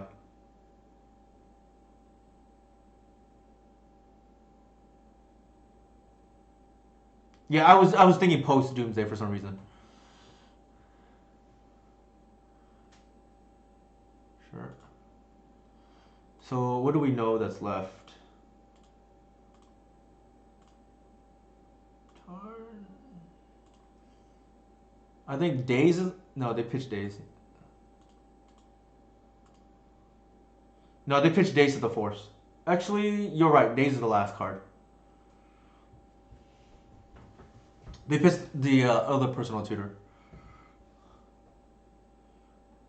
Yeah, you're right, Eli. I just did a double check right now.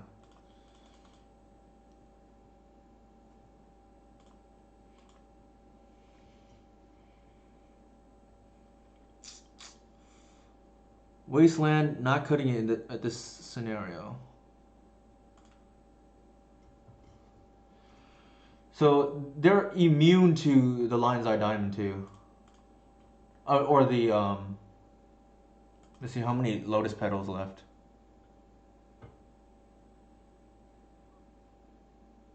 Looks like two, so they might go for a draw line, but we'll see.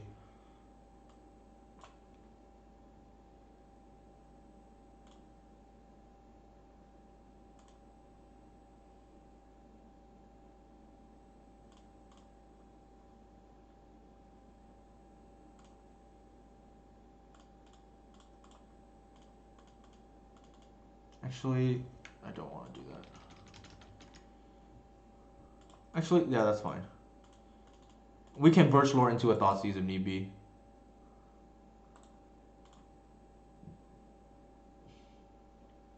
Alright, we don't have any Visionary.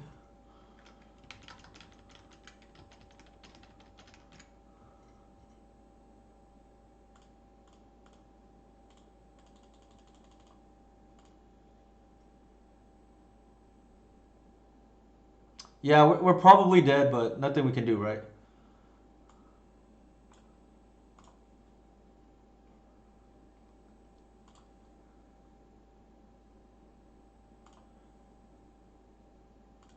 I'm just gonna leave one Arbor up as bluff.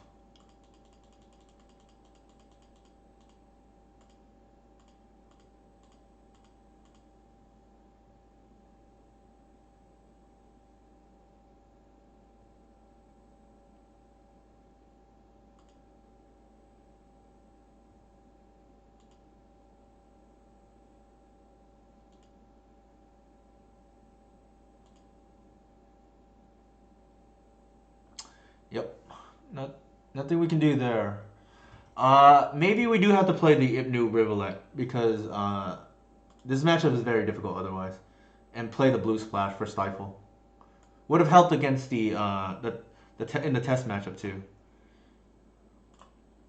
We can run it back. I think I'm okay with this list, but I just want to, more consistent data. Like It's possible we just have to play the Rivulet because it's tutorable and it's just a slam dunk against them.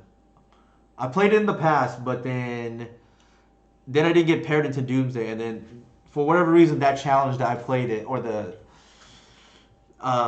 Doomsday didn't do too hot against the Delver decks then, but Arcanus is banned now, so things might change. Earwig Squad is an awesome card. So we started 3-0 and then went 3-0 into 3-2.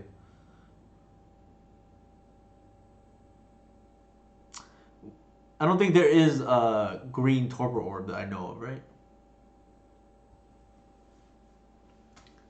I don't think so, but I could be. Yeah, not off the top of my head. Not to mention you have to align that. That's kind of hard. Unless we start playing Mutable.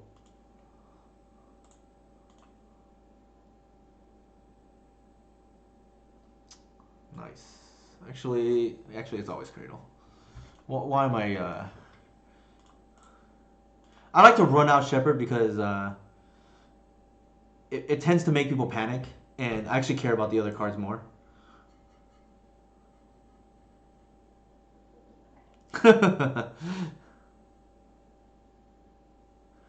The end of turn brainstorm. That is not. That is interesting. But Hushring, but Summoner's Pact only gets a green creature. Sure.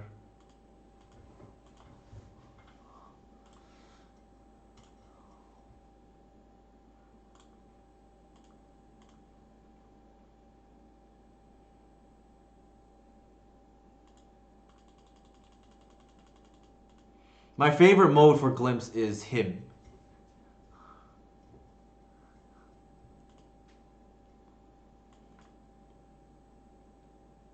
Sure.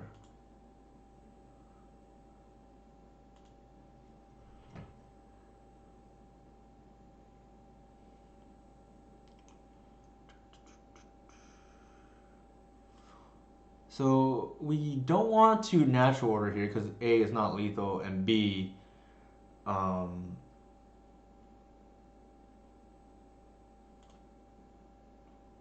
well actually, yeah, it's not lethal and we just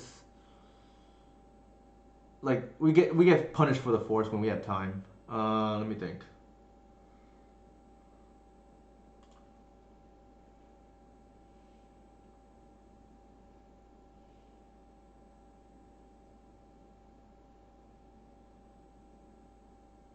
Yeah, if we go visionary into natural order and they force it, then we're just behind. I think I want to play it safe. We're not under immense pressure. And just take the Narset naturally off the board. Yeah, exactly. Like I think there's no rush here to run out the natural order, get it countered, and then suddenly we had no ammo.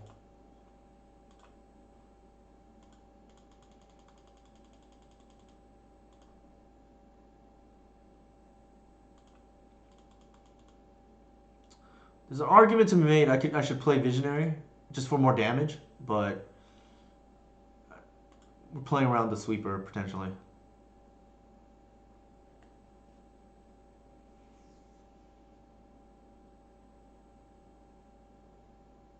I mean, they're not always gonna have. There's like a two of in the deck.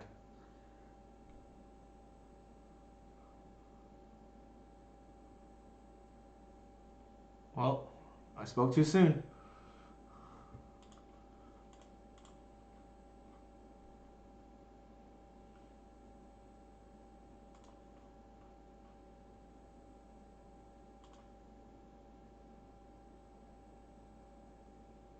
All right. So 4, 5.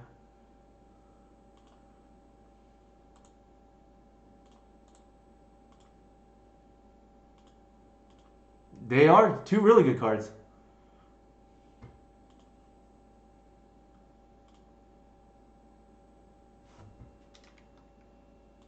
Actually, let's do this.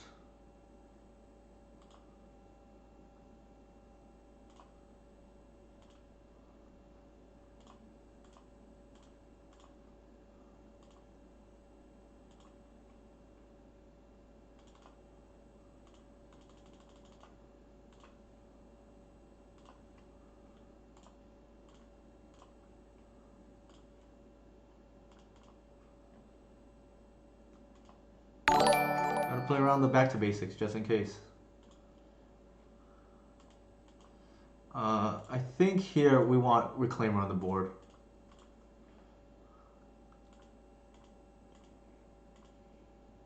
Hey Nathan, how's it going? Thanks for the follow again.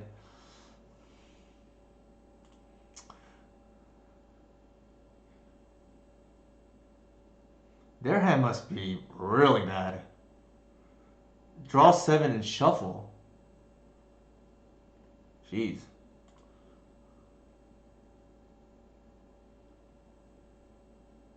No, the problem is like if they have creatures, it is I don't really like going for that line too often.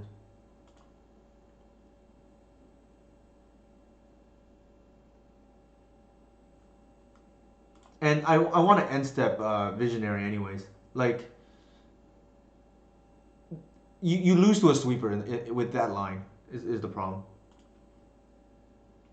Well, there's the shepherd. I'm also very good at top decking, so that is a acquired skill. Hmm. You can lead with the shepherd so they don't force it. Yeah, I guess I like that. I typically don't like doing this, but I think this is the scenario for it.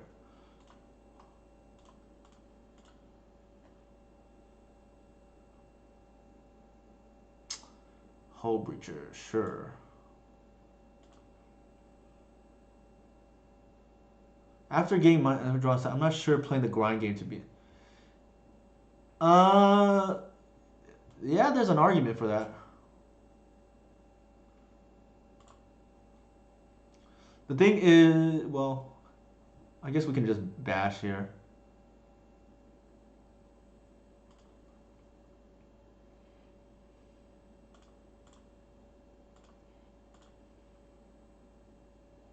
You have a good point though, Eli.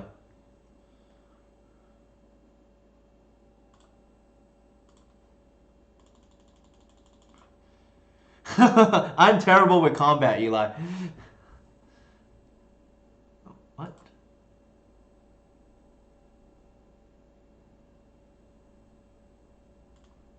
What is going on?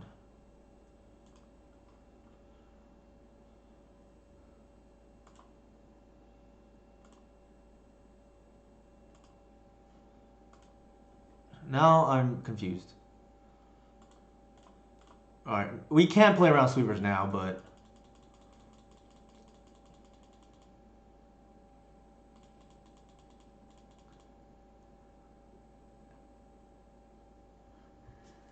It's funny, if they daze again, we actually win. Oh, they're on the Anurag special. Like, we just have 20 on the board right here.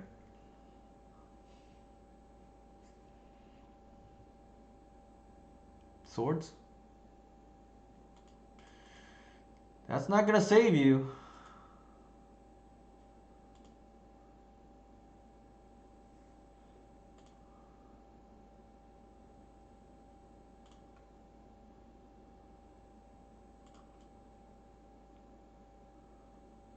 They must be new. I mean, hard to say, right? From our perspective, we don't know. But I'm gonna bash for a million right now.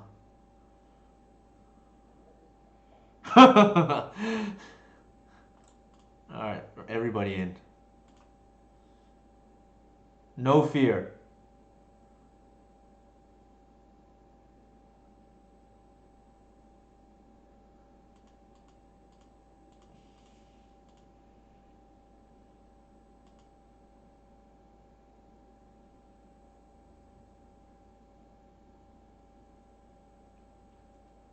That's game, I think.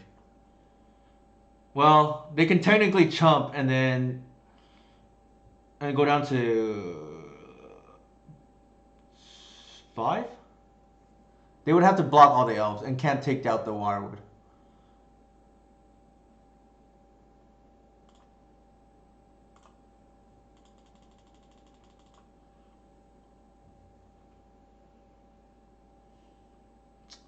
I think I want to untap the reclaimer here. in case it matters.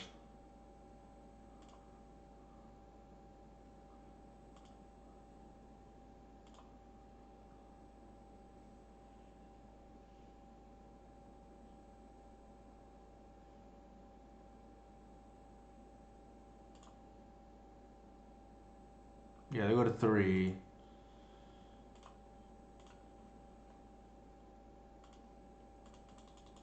You're just gonna commit to the board.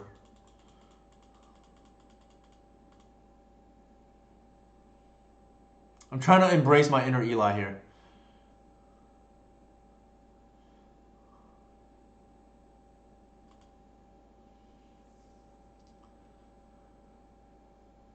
Yeah, that's what it's like to take care of pets, Nathan. I mean, you know with your cat before, no? Sure.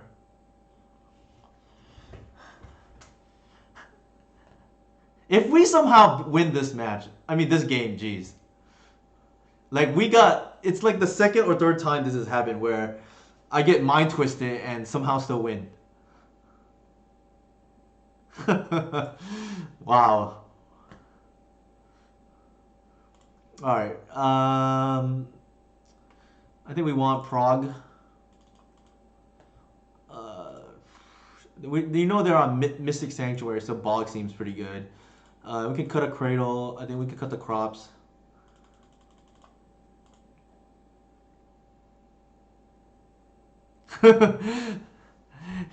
or apparently nothing in hand because they shuffled off the Ponder, which is kind of insane. Hashtag Reclaimer Gamers. That mean definitely. Okay, so we know that they're a Hull Breacher. Like, there's an argument to be between Thoughtseize and Decay. I feel like maybe we want Decay here because of the Hull Breachers. I don't know how good Thoughtseize is in this match. They might have other hate bears like Containment Priest, so I do like Decay.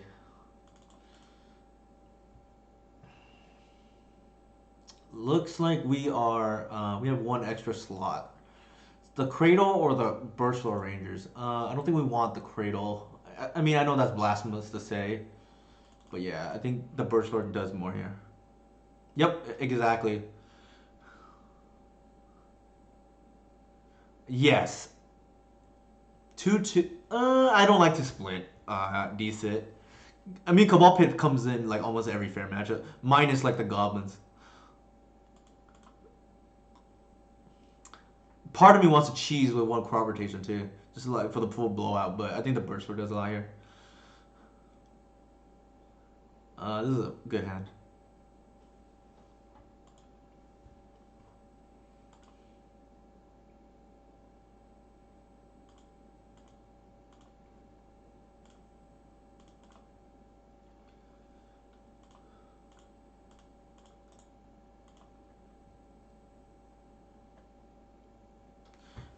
Time for the swords. I think people are starting to realize that this card is kind of insane. Before there was so much disrespect on Reclaimer, like people letting it resolve when they had the force, like out of Delver, for instance, and then they proceed to lose because they can't deal with a 3/4. But I think people are realizing that Reclaimer is secretly the best creature in the deck.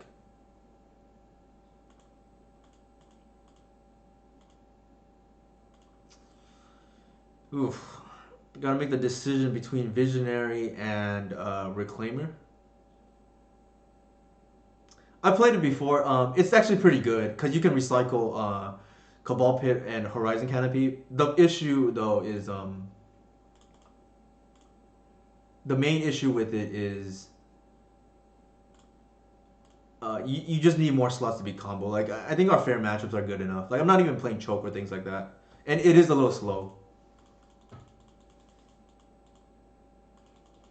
So the reason why I play the Visionary there is I don't like to waste mana. And I don't see myself activating Reclaimer just yet.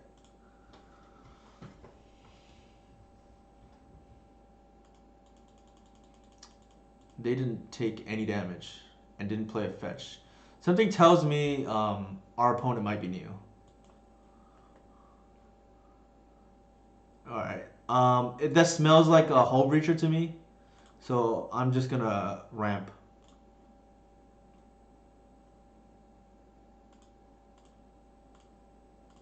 Actually, ooh, almost did not want to do that. I think we might want to have a protected kill, so I'm gonna save the Green Sun Zenith just now, and then just play. And we have the Arbor with the here, so let's do it this way. It's times like this where I kind of wish I had that Boseiju in the sideboard. That's yeah. That's got to be Hull Breacher. No, I guess not. Ooh, okay. That is probably why they didn't library then. Even then, I would still eat four and then set it two down. Sure. It's kind of confusing.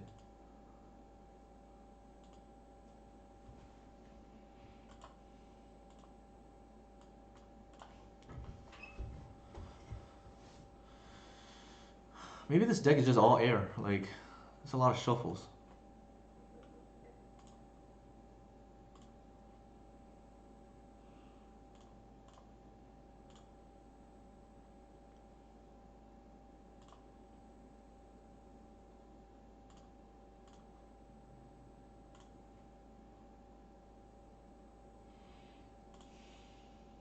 Alright, no recycling terminus.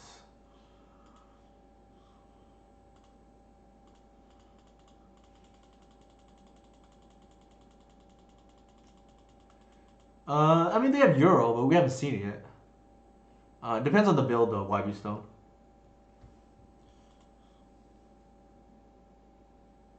I mean, we know they're playing Prism. I guess that's a lot of air then. Yeah.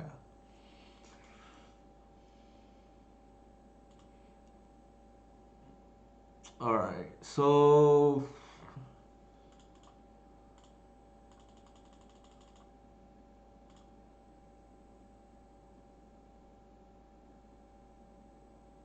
all right. At least we drew it out.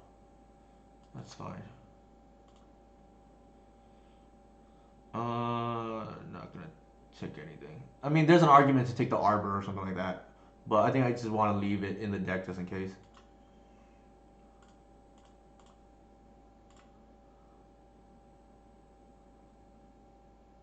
I mean, there's a Cabal Pit, but we're pretty far from Threshold, so um,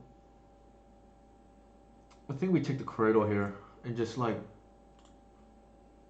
get ready to start bashing.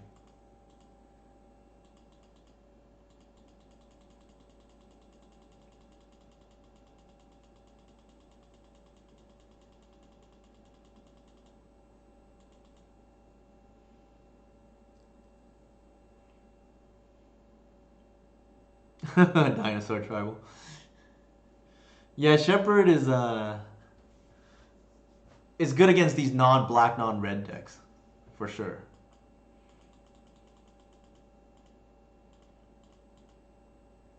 I will say, even though our initial builds only had one, even accounting for the metagame at the time, that's probably a mistake.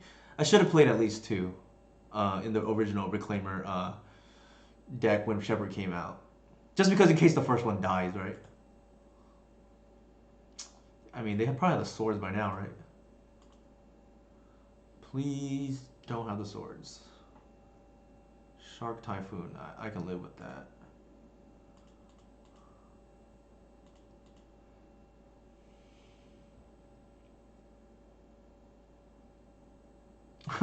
Brontodon is actually a cool card. I really like that card. 3, 4, 5, 6. Uh, Probably greedy to do. Yeah, I got a bash here. Let's see what they do.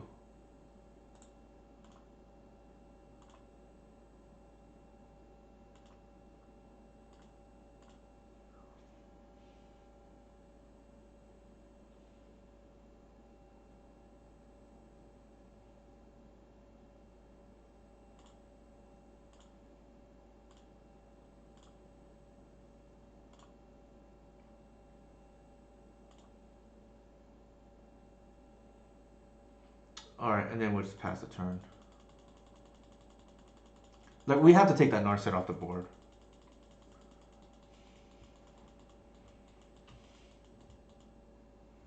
Yeah, especially with a Terminus now.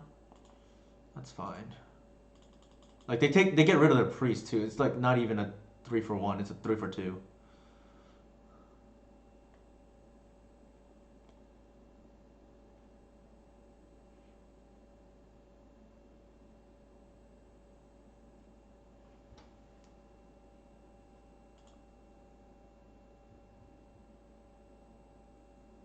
Sure. The good thing is we still have our natural order.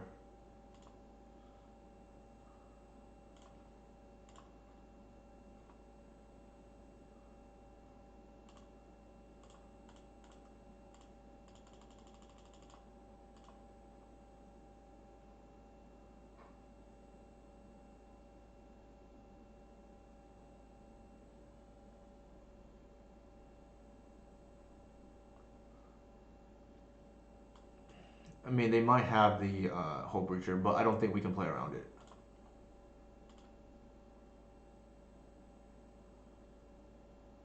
Yeah.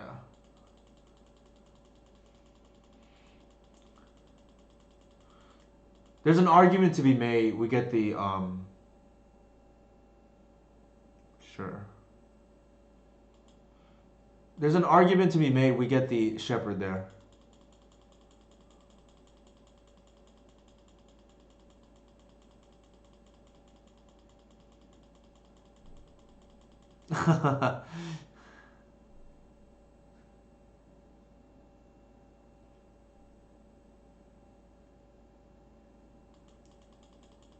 Yeah, it's a great feeling to trick the counterbalance player.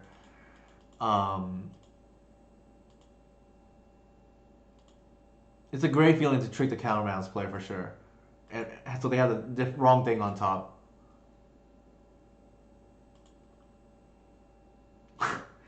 Better lucky than good.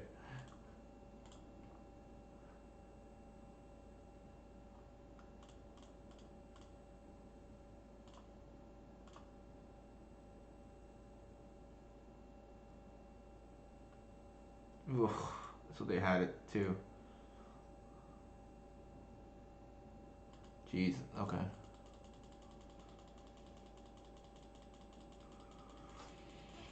Nothing we can do there.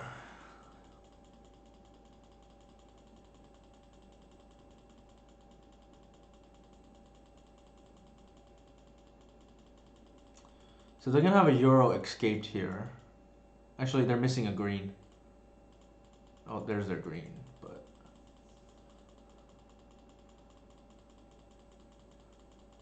yeah. So now they have Euro escaped.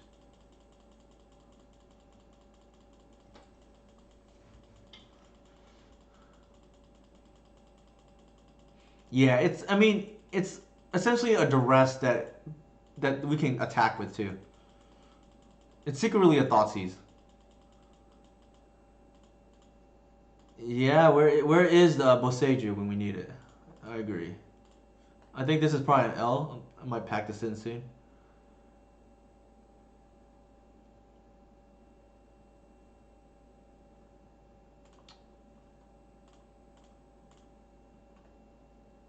Uh, 2 turns too late.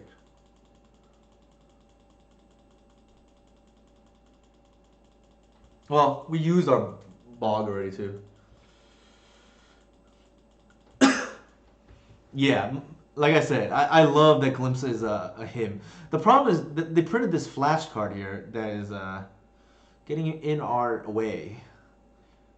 At least be like Leopold and be sorcery speed.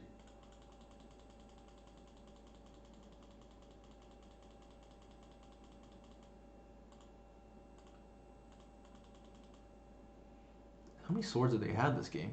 1, 2, 3. Jeez. Okay. This is like a hybrid Miracles Hull Breacher list. Kind of very strange. Hey Dom, how's it going, man? Thanks for the follow.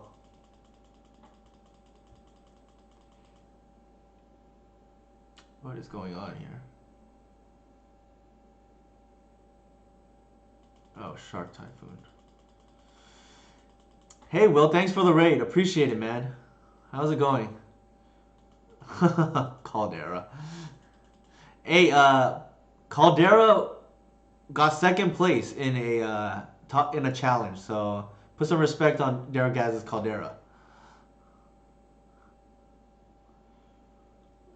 Yeesh. All right. That's. I guess technically I'm still alive, but I'm not. So I'll just concede.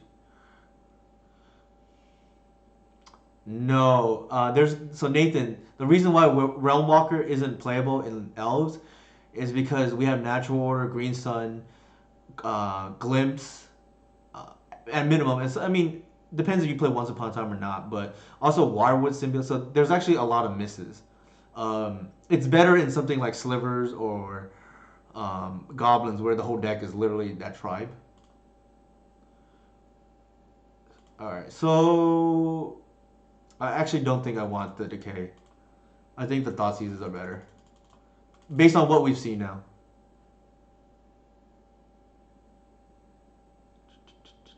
And especially being on the play. Like,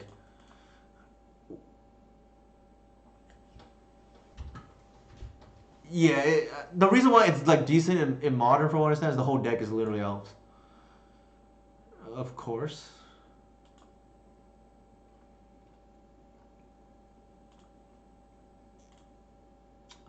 I think yeah, this is good.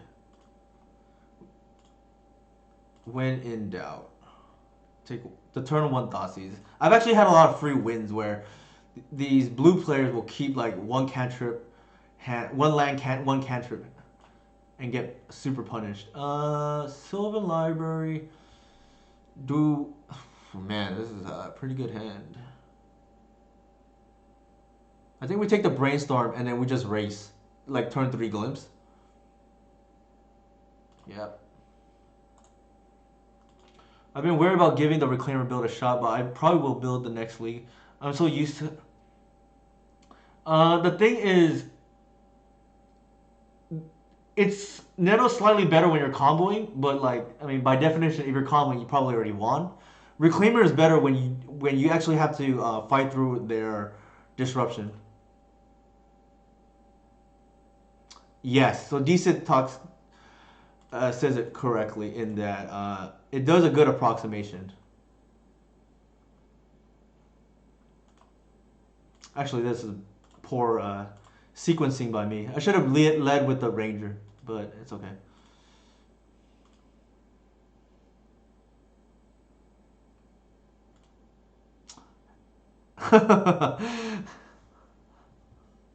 All right, there's a library, presumably.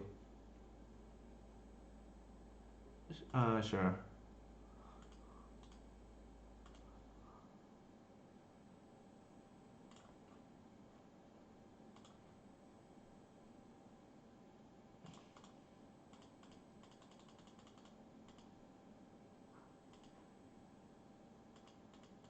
Yeah, so before like it would this version would have an issue winning on the same turn. Usually not a big issue because you can thought seize the same turn, but um, now with the crop rotation, that's not as big an issue. Please don't have the.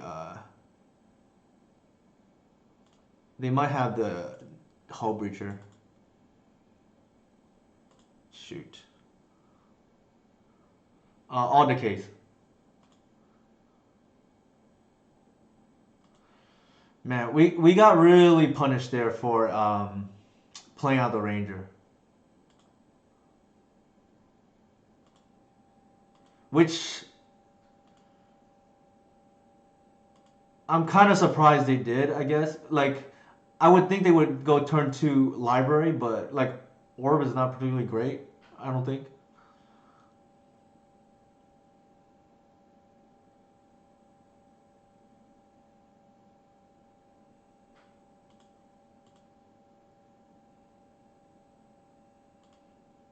Like I'm kind of surprised they led with turn two orb. Like if we thought it was relevant, we would have taken it.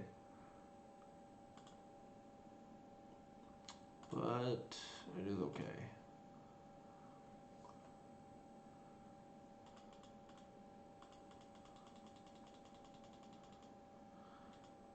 Hindsight's 50-50, but it's possible we should have just taken the orb in case we draw visionaries down the road. But I don't think orb is like particularly good against us. It just happens to be good here.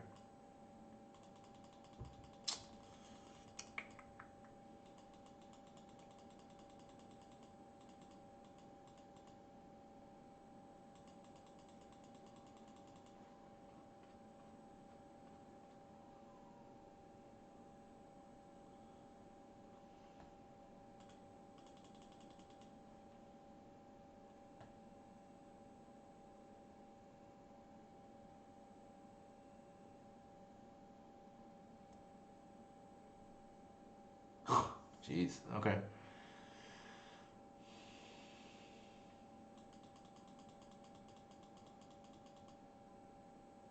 Yeah, I'm pretty sure we're dead now. Um, it's possible we should have just taken the orb. Let me see. Yeah, because they had the euro too. So we didn't think about it long enough.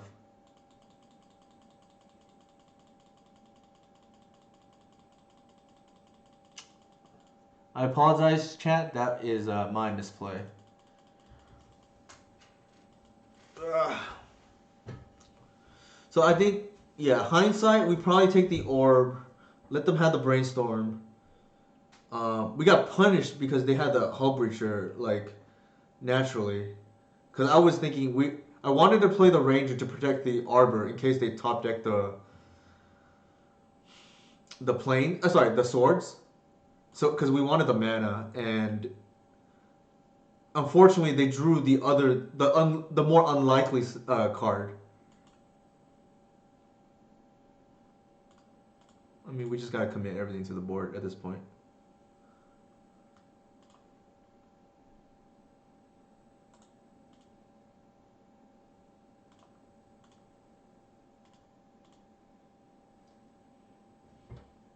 If they have the swords, I mean, we're probably losing anyways. So that's a test for swords. Um, the heads up play if they have swords is swords the water would kill a creature. So that's kind of information for us, I guess. We're actually have live top decks, which is kind of crazy to say. Just like game one. Um,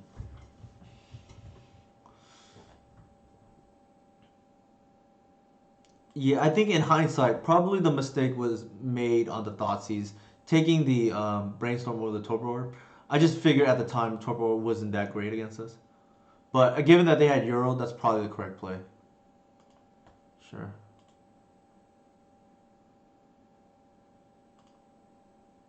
Oops.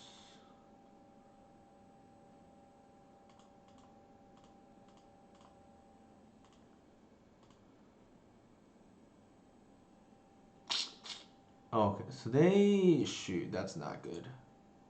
They hard casted Shark Typhoon. That cannot be good. If they have anything here, I think we concede.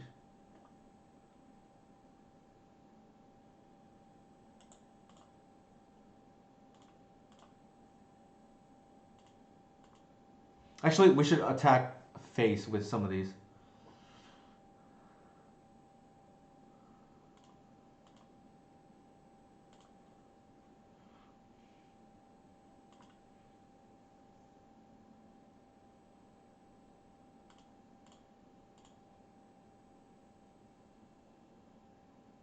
They're gonna foul. Yeah. We're just gonna play everything out because we want to threaten lethal. There's no way they don't have anything in 7, right?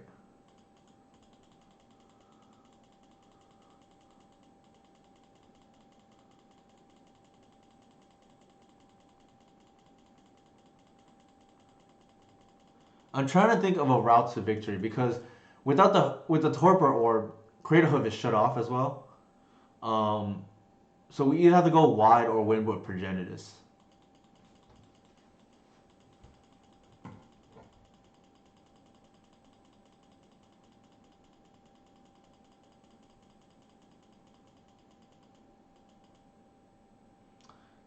I mean, they have like 7 cards though. Is a problem. They hardcast this again? No, they're cycling it. No, they did hardcast it.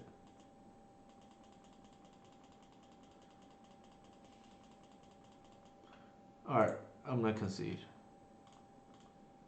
Yeah, we're thinking the same thing here.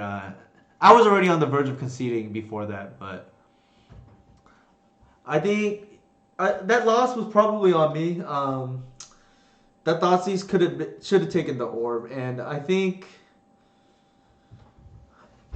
I didn't play around the top deck Hull Breacher, but I don't think that was the wrong play. I don't think we're like it's a 2 of right. Like I'm not gonna play around that card. I think it's correct to play the Ranger to protect the Arbor. Like that, I'm fine with. I think the real mistake is the taking the orb. But the thing about the orb is we opponent drew into the Hull Breacher anyway, so it didn't matter. Keep. Like I don't. I think even if we played it correctly, we probably still lose there because of how the game, the draws went. Like we could not have foreshadowed our opponent drawing into the Hull Breacher there, and us whiffing essentially off of a creature. Otherwise, we glimpse a turn earlier.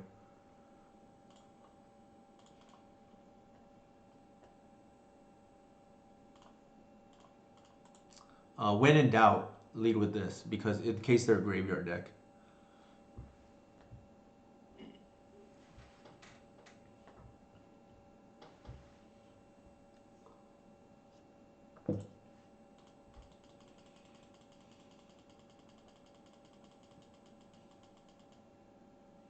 So we are in the O2 bracket. I'm curious what our opponent is playing.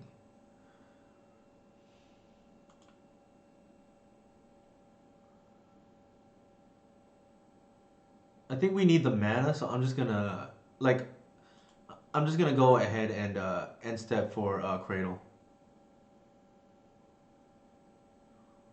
Verdant is another combo land, by the way. There's no way this is the mirror. They would have done something turn one. They might be on Reanimator.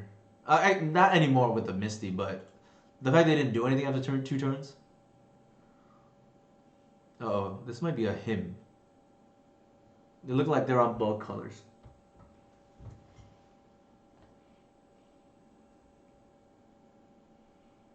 I don't think Doomsday would play Verdant.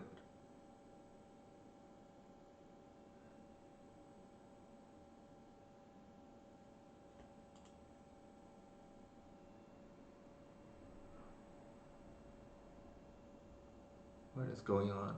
Decay?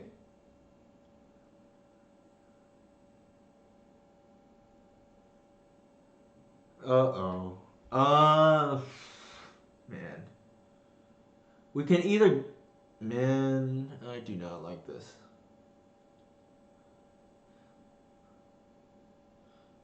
So, the loam is the problem. I mean, so I'll just let it happen.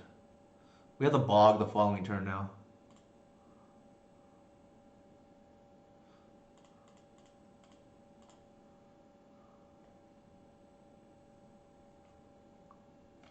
It's annoying though because like they still got 2 cards out of it, which is why Life of the Loam is a very good card. I think here like we have to loam. I'm glad you're gonna play elves again, Nathan. It's a great sight to see.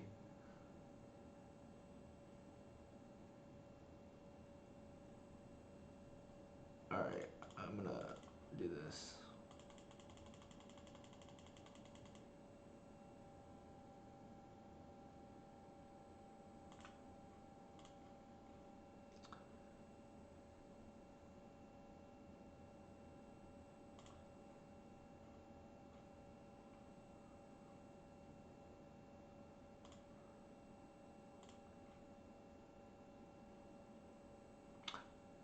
Actually, I should have attacked. I calculated for a second.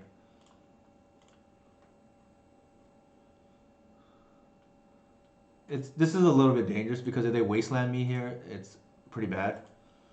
But hey, Levi, how's it going, man? I mentioned how you had that sick play with Cabal earlier in the night. So if they wasteland us here, we just bash for 8, I guess. We missed on 1 damage.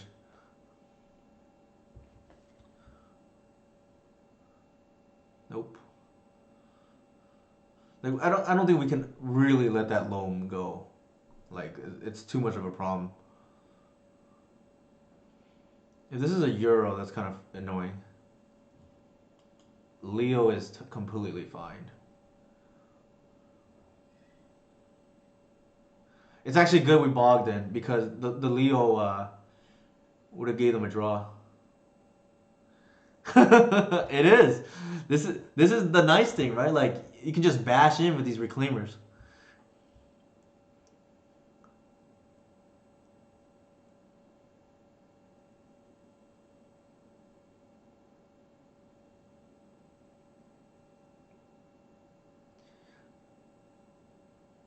We still don't really know what our opponent's deck does, to be honest. Like, I don't know. They might be 4C loam because I'm trying to think what deck has loam and Leovold in the same deck, and that's probably the only thing off the top of my head. Sure, yield through this turn.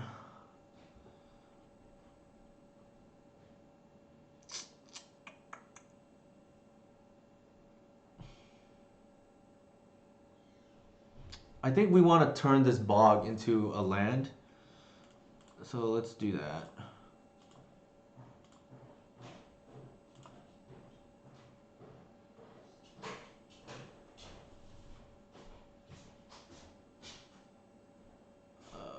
Force.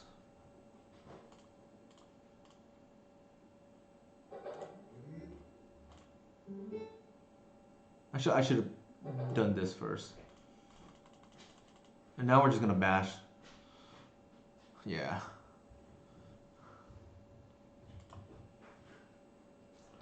Does Arkin Primetime Field of Dead run loam? I don't know. I'm sure somebody in the chat probably does. 4th Bridge Prowler. Interesting. Oh, you're talking about the yeah, JTL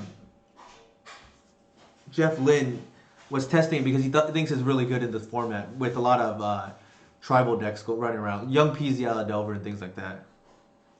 Yeah. It's like his way of having another engineer that's 1 mana because he can continue to recur it. I am willing to bet this is a loam deck, but how they have no wasteland is kind of interesting. I mean, we're gonna expect engineer, so I think if we treat them on loam, we just cut. Actually, we cut the crop rotations because of Chalice, and I think we want the decays. We know that they're on Leo. There's an argument for the Caracas. Let's see if we have anything else to board in. Like I'm cutting in a way that it hedges against loam. That like it's still pretty good. I think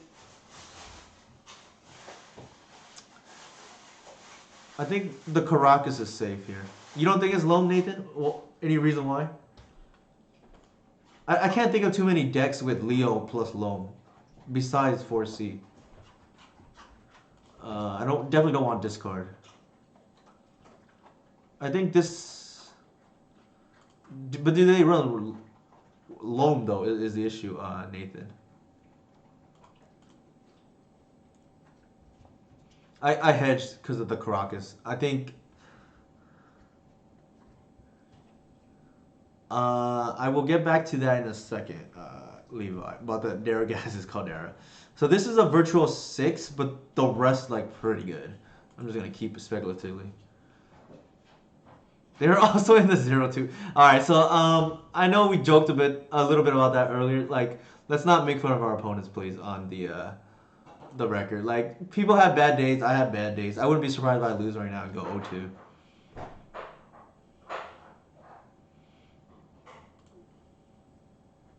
Okay, we just should not have.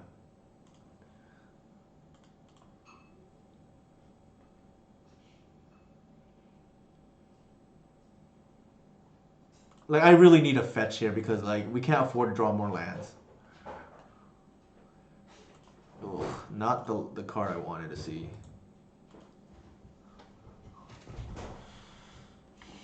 I mean, it could be a brew. That's fair, Zach.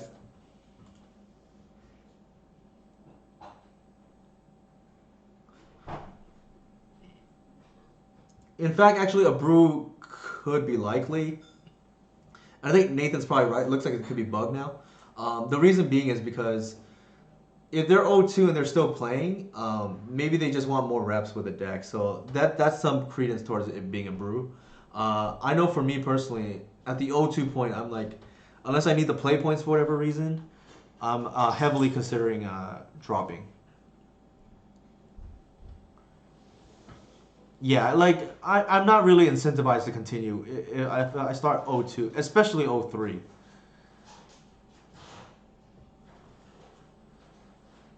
Of course, that was more the case under the old system too.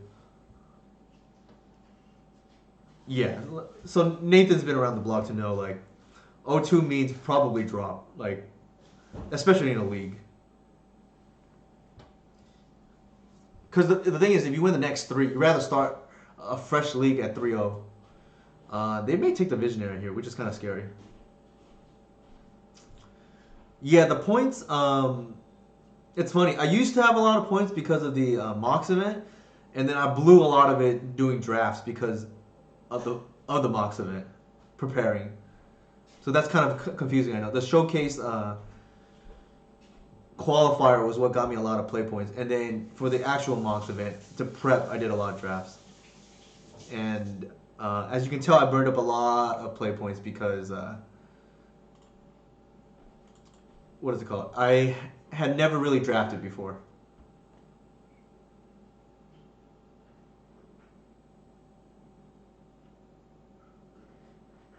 What is going on?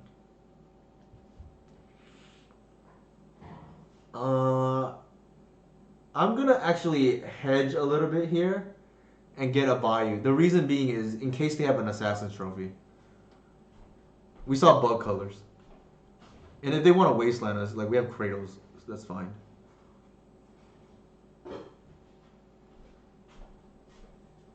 Actually, I take that back. I think given that we only have one land here, yeah, let's play it safe. Just get the forest.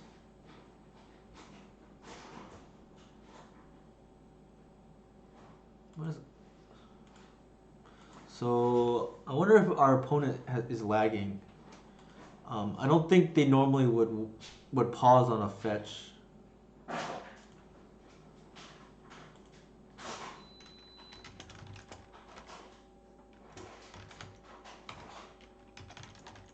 Yeah, Fortnite's pretty popular right now out of Rugged Over, Nathan. So might want to watch out for that.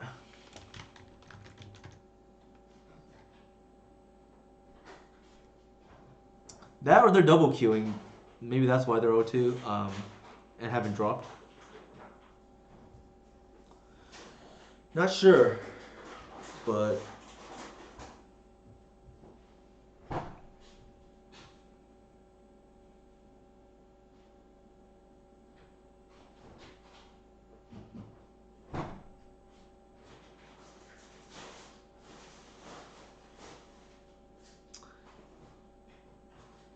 all right. I think maybe they disconnected and it doesn't show yet.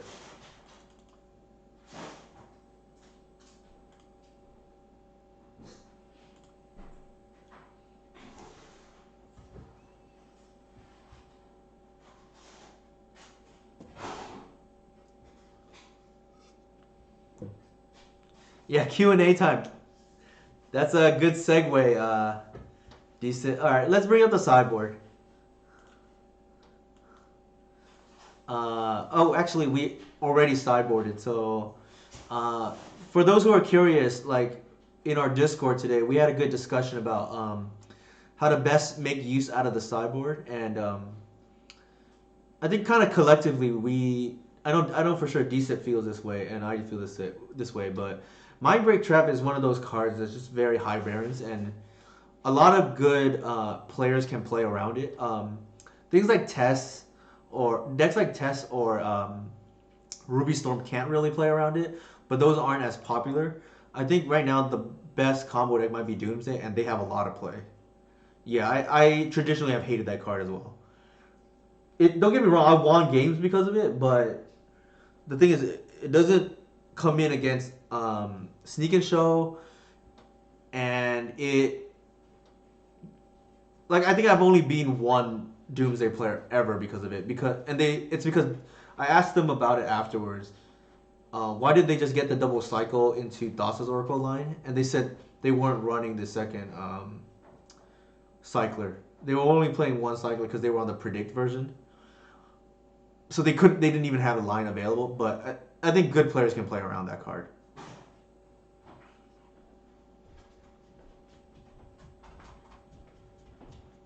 It's good when literally the deck can't play around it. But all right, so our opponent has dropped. Or sorry, not dropped, but lost connection. So yeah, I like the therapies as the fifth and sixth disruption or flexible disruption cards of choice. It means we're kind of naked to turn one decks, but I think we can live with that because in bigger events there tends not to be as many of those kind of decks. Um, Although I have to talk to Jax to keep his reach to a minimum and have his influence only affect leagues and not big events. I don't mind losing to those decks in leagues because I mean leagues are for fast games anyways. So I've seen I think I saw Jax 5-0 like 10 minutes or something like that. So he posted that somewhere. The Collector Oof, I don't really like it currently. It's good against Karn Echoes, but a lot of them are running Submerge now, which is kind of annoying because that deals with Archon as well. Yeah, speed running is a thing. Not really applicable to our deck, but like if you're running old school Eric Landon Reanimator, you could do it. Jax Oops All Spells. I've seen Doomsday. What's it called? My good friend Max Gilmore, I think 5-0'd in like 15 minutes with Turbo Doomsday. That's another reason why I speak highly of the Doomsday players. By the way, I think I know a few of them personally. Romario, Max, um, Jax. They're all very solid players. So that is the sample size I draw from. I wish. So it's apparent our opponent has dropped, but I don't know why they haven't given us the win yet. Like it's, I think they stopped having interaction at like the 19-minute mark. And I apologize, chat. I just don't want to. I think if chat really wanted me to, I could just concede this, but I think it doesn't make sense to given what's going on here. Like I hate wasting chat's time though.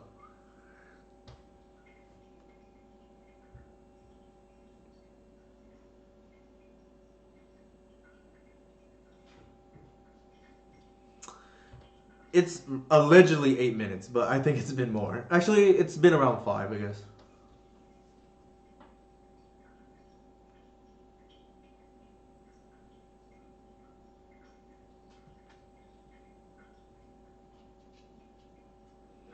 I will say though, I get why they have the long timeout, and maybe they can change it for leagues or something. But uh, I saw firsthand in the Pro Tour, which was on Arena. One of my opponents got time walk turn one, and I know he or she, I think it was a he. I saw on Twitter later on, was very upset about that afterwards. I don't blame them. Like to have a big stakes event determined turn because you skip your first turn due to lag is is a bad way to lose. So I can see the other argument.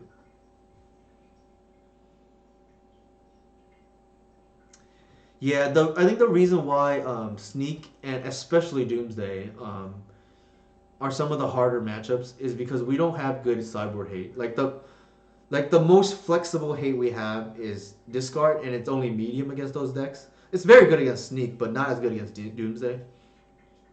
And the thing is, like, we do have some options for very narrow hate, but when I say narrow, I'm talking about like literally only one matchup. Ipnu Rivulet is a card I may play again with Doomsday kind of on the rise. Yeah, they have what is it called? They have Force to back them up. Days like combo decks with Force Will backup have traditionally been hard to beat for elves. Jack Nick Knox.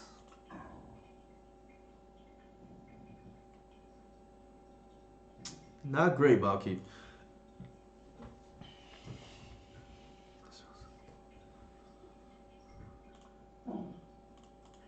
Lou, what's wrong, bud?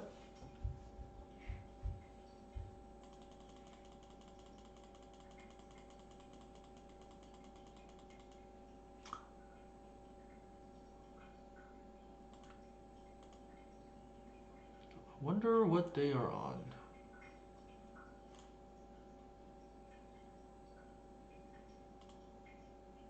UB Reanimator when that was probably was also rough. Yes, for sure. Although Reanimator, we found out later on because of Eric Landon that the best version was actually Black Red, and that the blue cards was were slowing it down.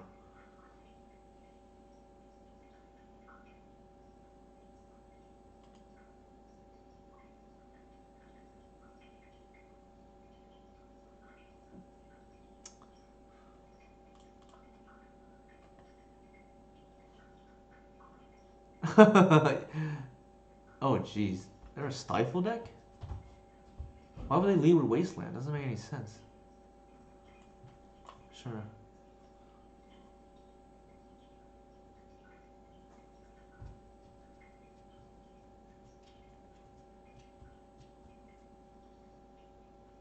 So, in case you were curious, my line was to fetch end step for Bayou and then just hold up Reclaimer. If they want to wasteland, I'll just respond. But I was just looking at deck thin, and then if they tap out, I'm gonna tap out for a Cradle.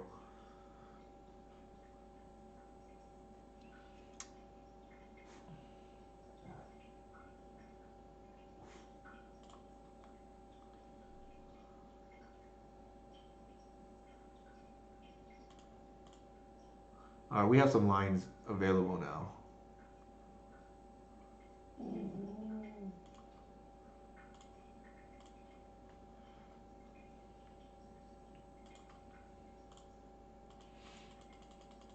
There's actually an argument to be made for the second Shepherd there, but I think I wanted to be safe with the Waterwood to protect both.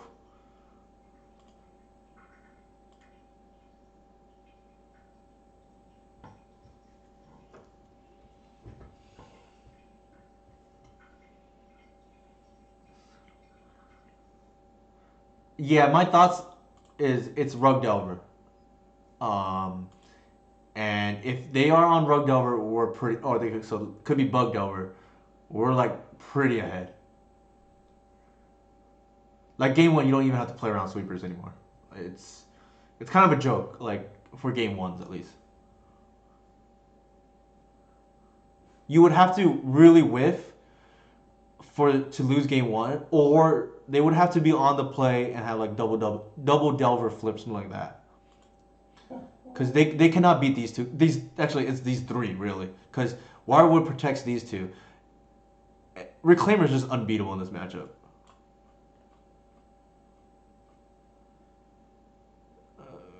All right, let's see what the best thing to do is.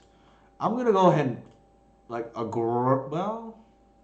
aggressively fetch right here. See they do anything.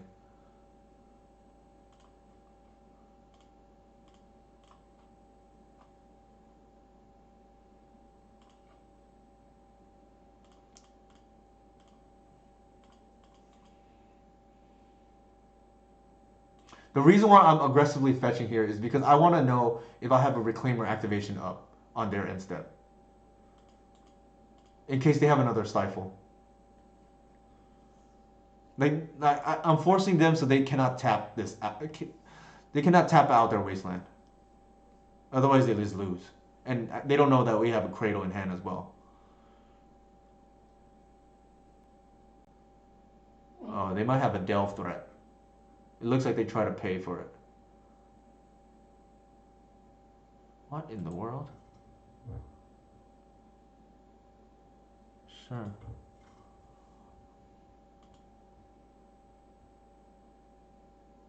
I don't. Now I'm really confused.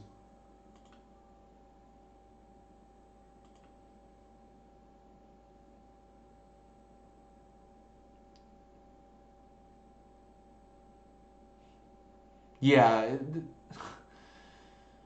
All right.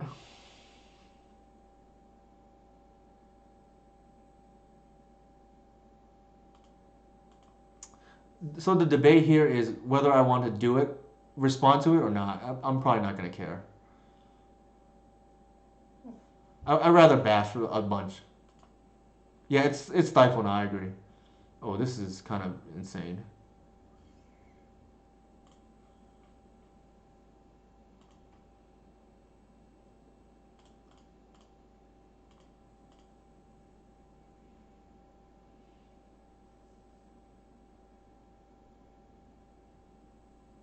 Jeez. I've played against many an Archmage Charm, and that is kind of nuts. So I played a good amount of Green White Reclaimer in Modern, and I will say Archmage's Charm is a hell of a card. That is a card I actually lost to in Legacy as well. I forgot who was playing it, but it's like a mono blue deck.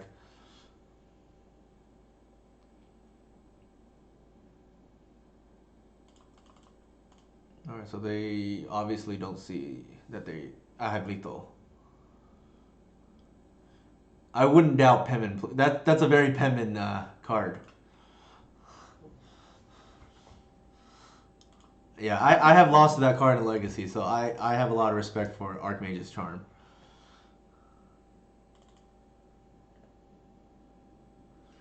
All right, what did we see so far? All right, there's on some kind of graveyard deck. It looks like with the Lazav. I think we definitely want the Abrupt Case because of the Stifle and the Dreadnought. The question is, do we want to grind them out or do we want to go over the top? Yeah, it is good with Sanctuary. I lost because of that too. Like Sanctuary recurring. It was like a mono blue control deck with like 8 counters. Sorry, not 8 counters. Like a million counters, I should say. Like counter spell, force. It's just mono counters. And 4 Archmage's Charm. Uh, so the question is, do we want to keep it natural order or not? I feel like we probably don't. They're kind of like a Delver deck.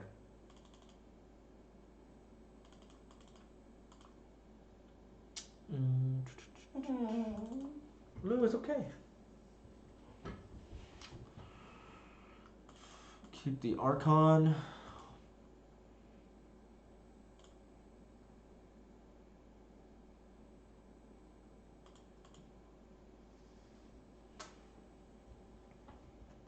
Hey, what's wrong, bud?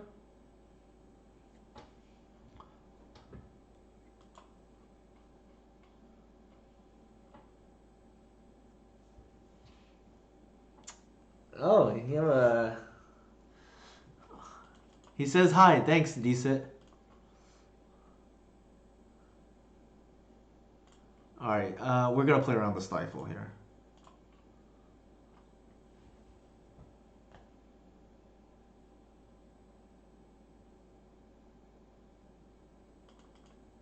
Like we saw Stifle earlier, and there's no we have a fetch. You don't want to be greedy. Yeah. The little fetch on the play into Brainstorm tells me they're holding up Stifle, and we successfully played around it, and they're looking for the days now. Or the Force. Hmm. Yep, there it is. So I think it was crisis averted right there. Like, um, we wasted their brainstorm. They forced our thing, and we didn't. Well, we're gonna have to run into Stifle here, but that's fine. I think it's a matter of what do we run the Reclaimer or the Visionary into Daze, and I think we run the Reclaimer because I want to play the Arbor, or actually, if they want to fetch, sorry, we'll play that. And if they want to waste it prematurely, then that's fine. Wastes their mana.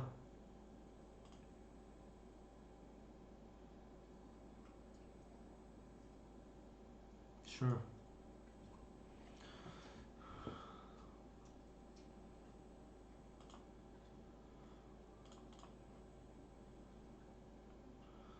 This is a good time to fetch. Lou, it's okay.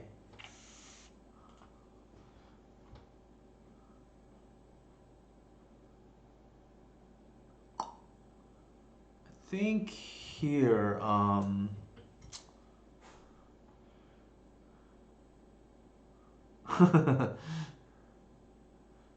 there's a couple of lines. Like, we can run the Visionary out or the Birchlore.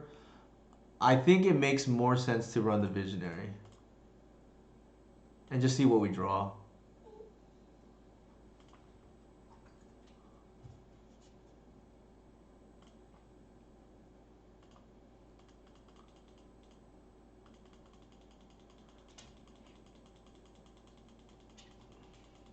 Like, if they want to double waste this here, then that's...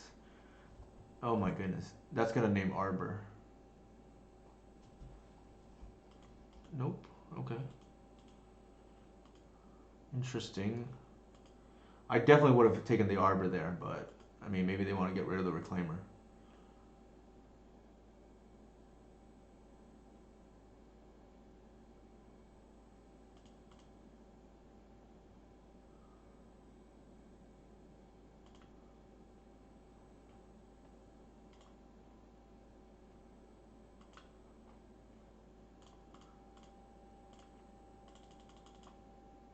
Oops, that doesn't work.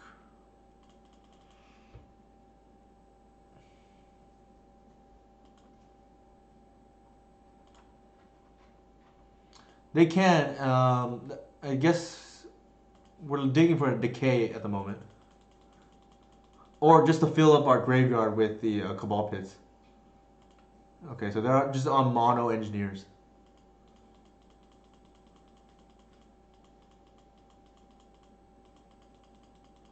I think that's fine. I think what I'm gonna do now is now that we've seen that they're just maxing out on engineers. No, you're okay. You want like I've actually been triple engineer before. Like we just have to adjust how we board in the next. Actually, given that they're on bug, I should have boarded ooh.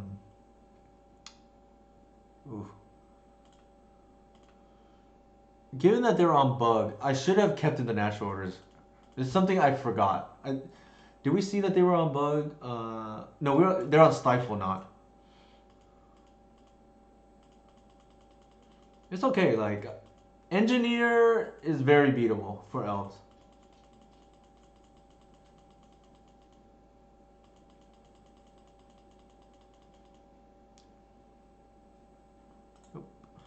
Like I'd rather see this than one Dreadhorde Arcanist. As crazy as it sounds. All right, so let's fix how we board it here. Stifle, admittedly, is not particularly great against. Sorry, Hoof is not good against Stifle, but we're probably gonna keep Archon anyways. I think we want to go over the top here.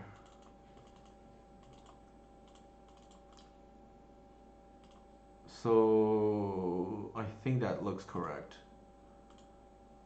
Like we want the well, yeah, we want the decays because we know they're on a the stifle plant, but I think the rest is fine.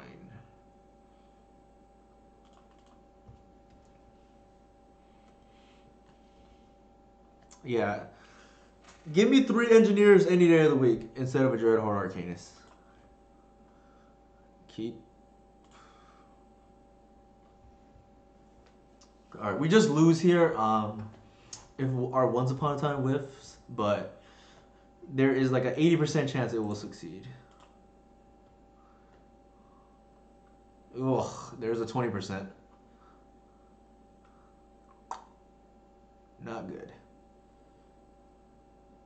I think we just want lands.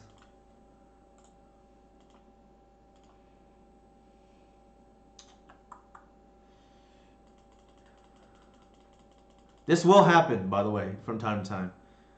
And I'm okay with it.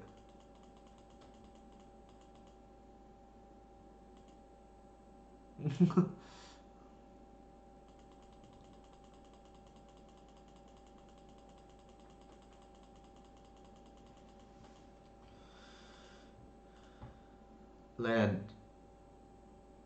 I mean, close enough.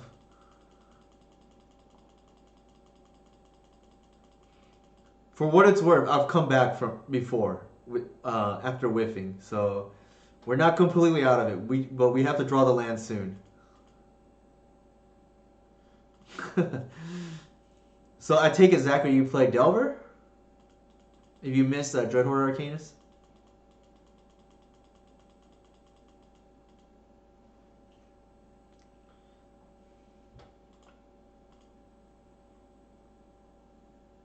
Ooh, close. Not quite.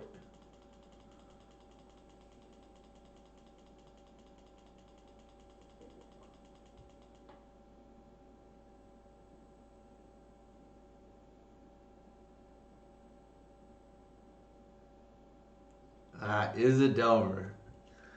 Are you playing the Swift Sphere version? I don't know if all versions run Swift Sphere, but I like to call that as the burn deck in or blue burn, I guess.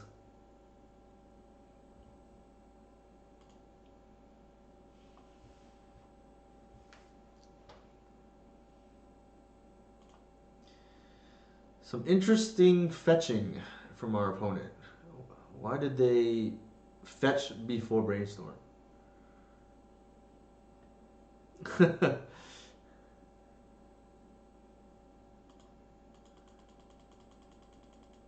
Oh, that's why.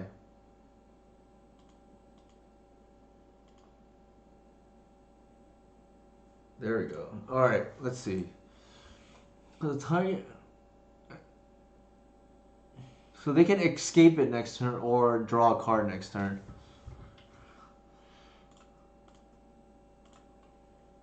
I think we have to play conservatively, so we'll Green Sun here to play around the days.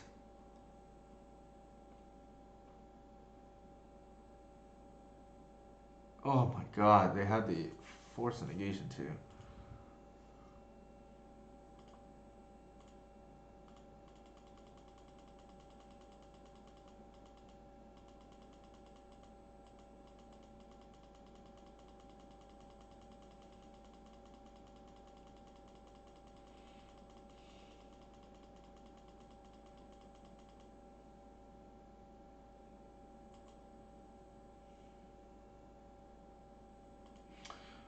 So if we wanted to play around the Force Negation, we could have just played the Waterwood and then into the Green Sun.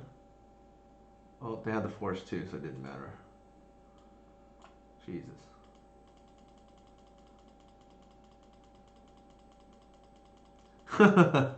Yeah, Spark Dragon is a very good card. Like, it does a lot of damage.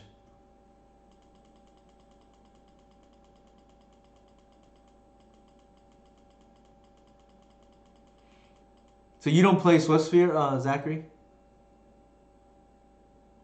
I thought they played both, but I could be wrong.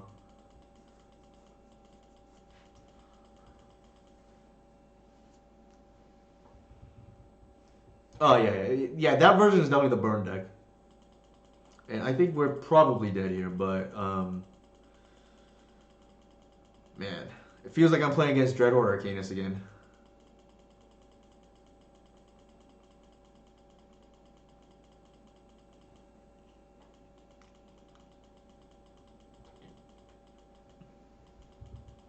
I mean, I can live with this.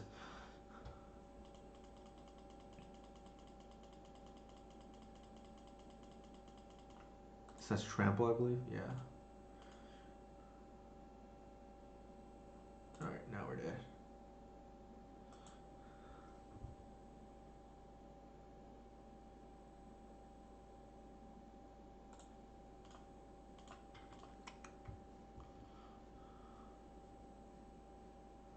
I didn't think about that, but that's actually pretty clever, YB Stone. So here we're 1-2. I don't want to start a new league. I think here we'll just finish it out. I have done that before, by the way. Tapping a canopy or activating a fetch or tapping the Cabal Pit for the loss. I think this was very winnable. We just whiffed out the Once Upon a Time. It happens. Um, let's see. The cards that we kept in game 2 instead of the natural order package, we didn't draw anyway, so I don't think it would have mattered. Thoughtseize, but I love that. That's awesome. I have not done that one. That is a new one. I will have to think about how to. Actually, I've Thoughtseize for lethal before, but it's always been for my opponent, so I can actually glean information for game 3. I don't know if I've actually thought of it to do it on myself game 3, but I've done a game 2 before. If that makes sense.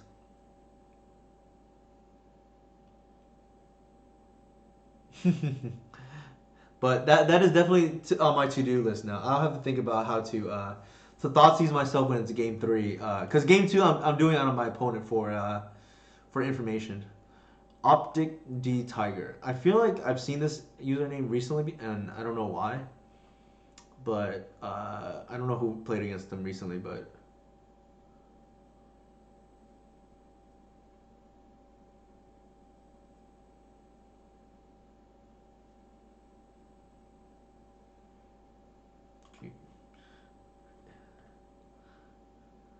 MTG bosses, they were last seen playing Sultai Depths, so for whatever that's worth. Yep, that's what looks like what it is. Oh man, I think we're gonna get stifled. Please. Yes, thank you. Could be Fluster, or just holding crop rotation in the hand. The good thing is actually our hand is fairly good against them. Like, you can't ask for much. Well, I guess you can ask for a natural order hand, but this is pretty good. That's pretty funny. I like that.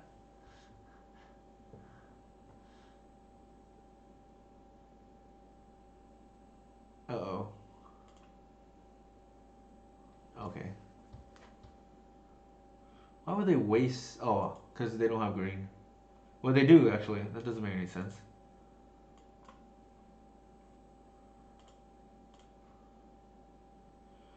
All right.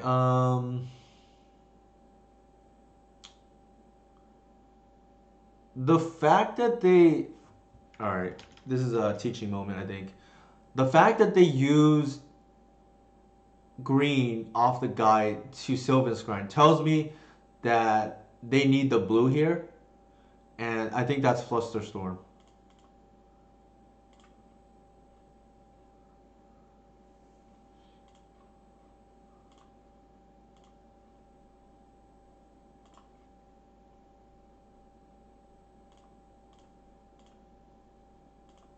Because it doesn't make any sense to me why they would do that.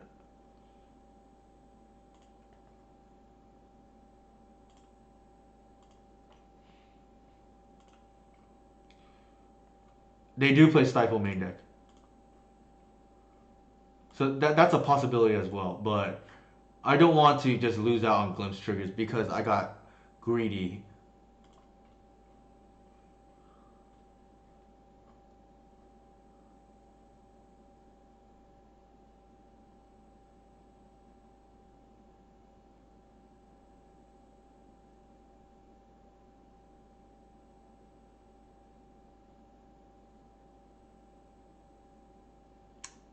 So our opponent has typed 1 second, sorry. Maybe they need to step away for a second.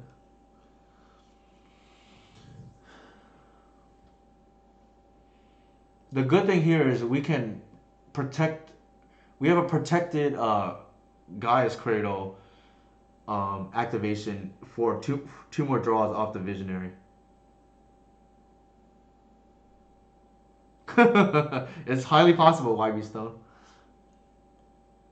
They do have Stifle, so I think there's a chance we may need to like activate Shepherd into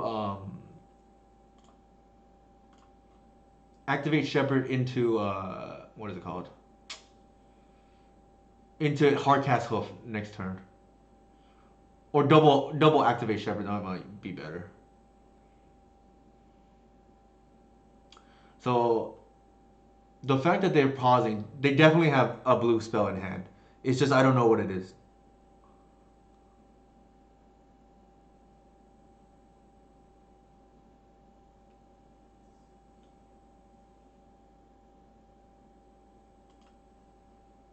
And it's highly suspicious because, like I said, they still been scoring, pitching the Elvish Spirit Guide.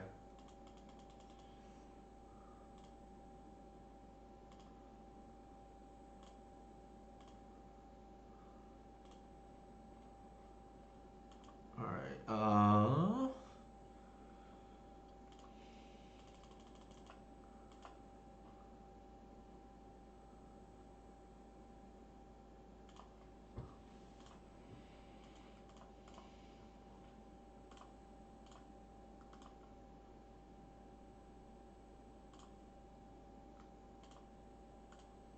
Actually, in case we whiff, let's do this. So we can attack for 1 off the arbor. It may matter.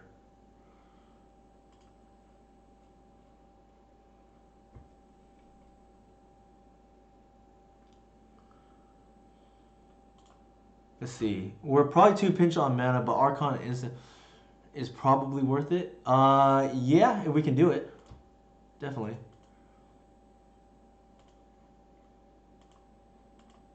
Alright, so that's the end of that.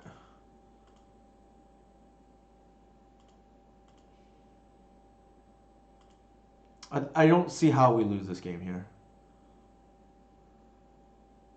Sure. Sure. Like, we have double activation up.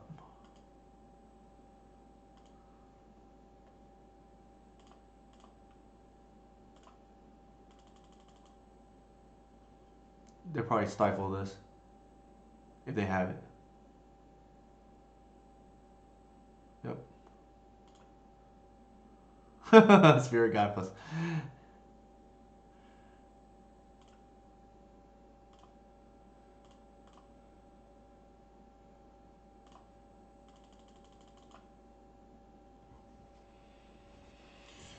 Alright. So I think that's probably one of the tighter games I played right now. Being heads up about the playing around the blue cards. It also helped that I've had Tom Hep on here before, so I kind of know what to expect. This Wasteland's going to do double duty here. Because if they want to play around the... if they bring in Not of the World. Or Not of This World, I should say. I don't really like Therapy because there's a good chance you're going to miss. And you just set yourself too far behind on tempo. We just board out the Visionaries here. Oops.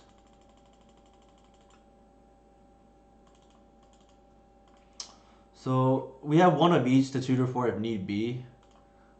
This matchup is just all about speed. Some versions have Cabal, not Cabal, have Plague Engineer, but Tom's doesn't. So I'm not gonna bring it in without being 100% sure they have Plague Engineer.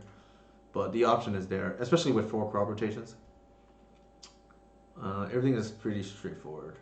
We want Archon because sometimes the chump block matters. Progenitus is too slow.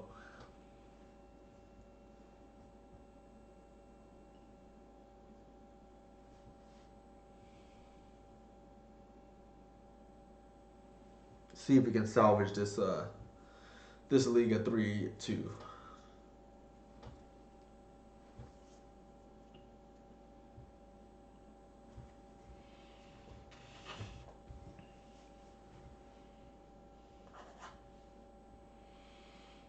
We're keeping off this, like, easy keep.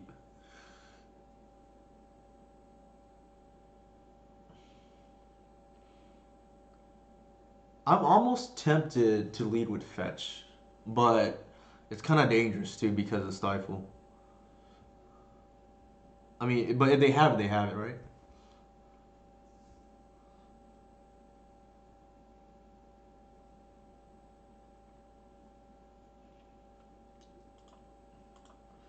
A lot depends on what they do here and what we draw.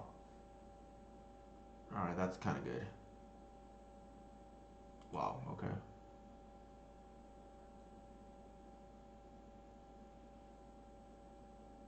Sure. They probably take the crop, and that probably prices us into playing fetch pass. If I were to guess.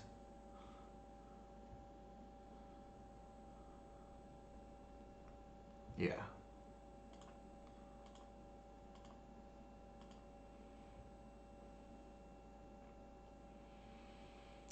I think given what I think we lead with a ranger. If they want to take the shepherd, they can. Like I want to commit to the board in case we draw a natural artistry. And keep in mind the cradle mana is like actually very relevant. So even though we're not maximizing on the draws, like the matter matters. Oh my goodness, much more. And now I'm kind of surprised that they have this card because there's actually not that many ways to flash it back. But that's kind of savage.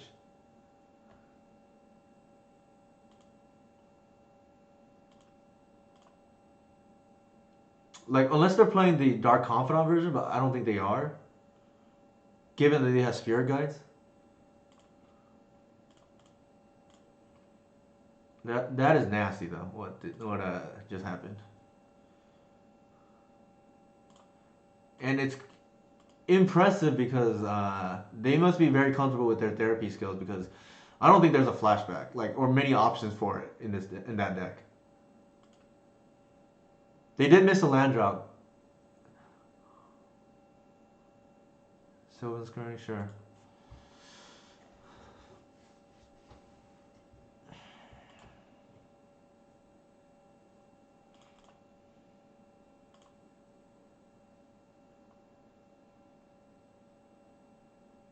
They could. I just don't know if that's like comes up enough to warrant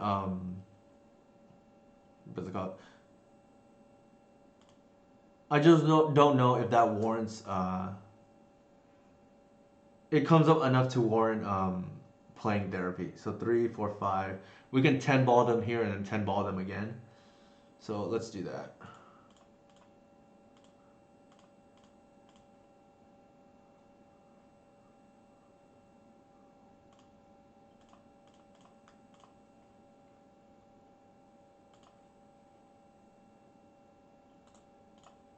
Like they're on a definite 1 turn clock now. Um, I think it's greedy to once upon a time there and suddenly not have lethal. Like the following turn.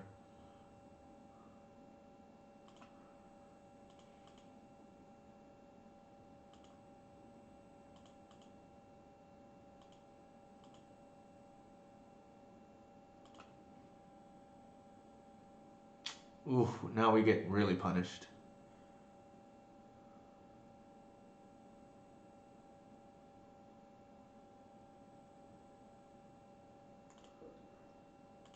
We still could do it. Let's see. Creature. That is a creature.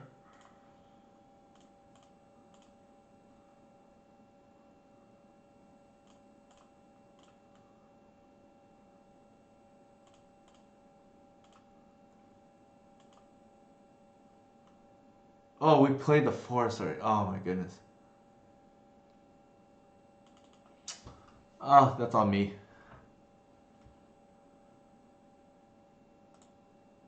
Yeah.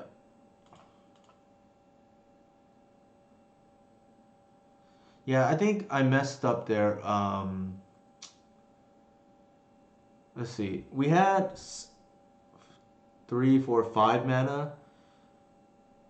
So the following turn, it would have been at least 7, 8, I guess, off the Once Upon a Time. I think there, yeah, it's probably better to Once Upon a Time than than what we did, the line we took, because I think the only way we lose there is with the Hex Mage, anyways. But it's possible they have the Stifle, so maybe it doesn't matter.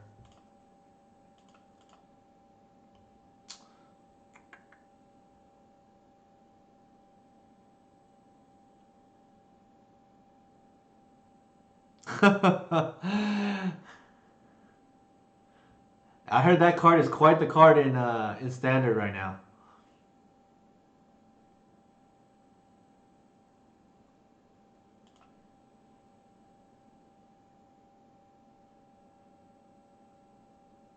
Yeah, so possible we punt, but oh, I do not think we can keep this hand. That's a lot better.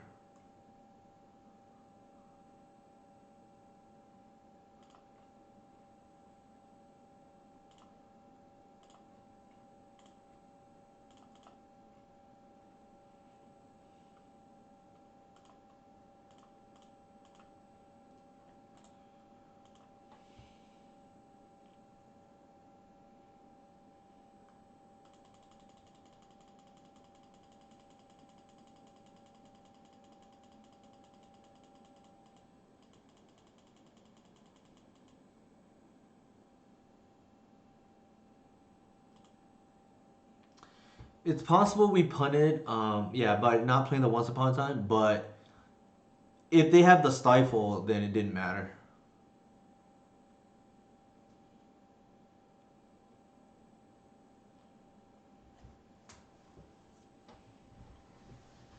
They've got to take the Green Sun here, yeah.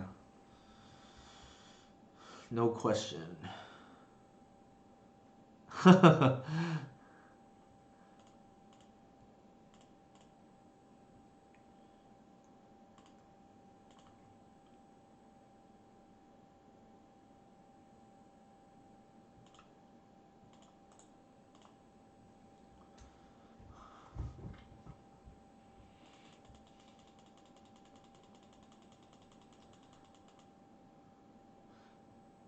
We used to be more even against this matchup, but when it was Bug Depths and running Bobs and slower with Brainstorm, but Turbo usually makes it harder. Like on the Belcher scale, the closer you are to Belcher, the harder the matchup.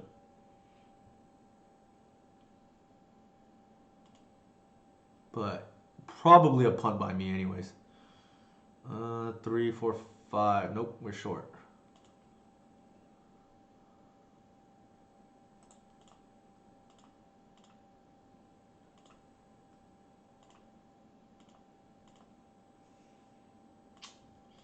I think any creature I would have settled for there, but unfortunate. Why would they keep that hand unless they have like all the combo pieces in their hand already?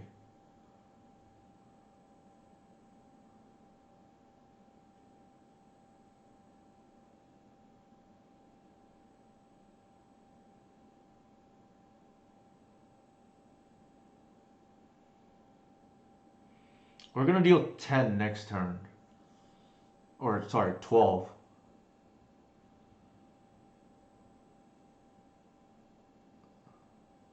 They're probably thinking about whether they have the kill here.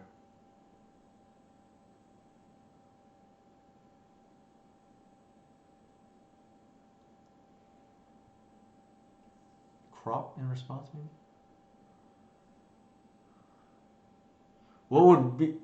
What we really need here is a crop rotation draw. Natural order would be pretty good too.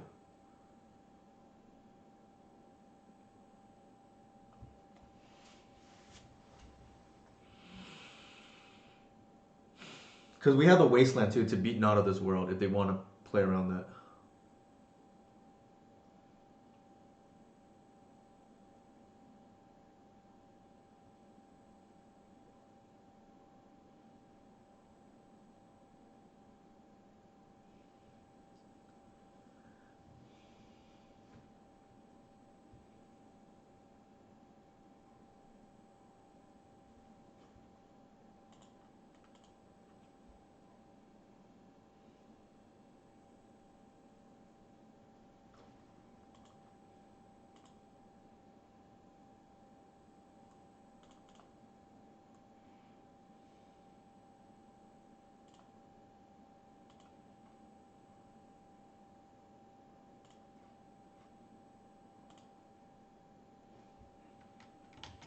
Take back what I said. We only have 11 damage here.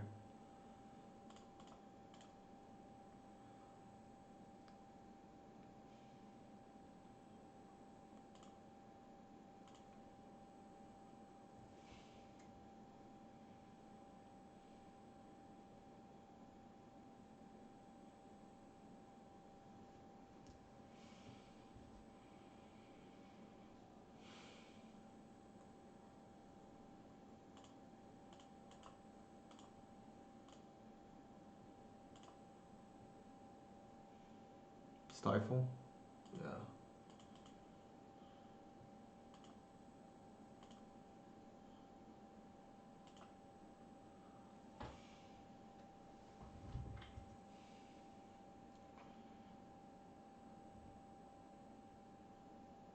So I play 18 lands, including 2 arbors. Kept the 3-lander, glimpse on turn 2, drew 6 lands. Sorry to hear that, Nathan. It does happen. I don't think playing less lands is the solution because um, usually the number of lands matters more for opening hands, not so much in your individual top decks. So for whatever it's worth. Oh, nice. Still on turn 3. Yeah, you missed. I don't know if you were tuning in earlier, but I probably punted game 2. We should have probably counted the math. We That line that I took loses to Stifle still, but we never know, right? If they have it or not. But long story short, I took the damage up front instead of counting how much I needed for Hardcast Hoof, and we didn't. I broke my number 1 rule, which is planning at least 1 to 2 turns in advance. I think our opponent is very close to the combo. Okay, so they conceded. But probably can't deal with a Caracas, is what I'm guessing. Yep. So we're 2-2, and we can probably salvage this league despite my punt. Our losses so far have been to what were they on? Let's see.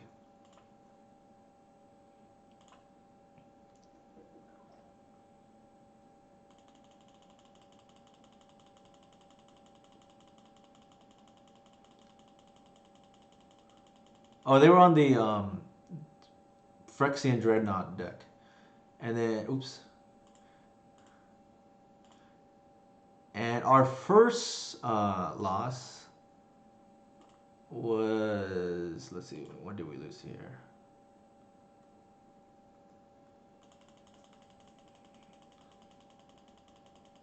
Oh, we lost to Miracles. I can live with that. All right, so 1 match to go. I'm gonna take a quick restroom break and a quick water break. I apologize for my non-updated Bajuka Bog, non-updated Bajuka Bog picture.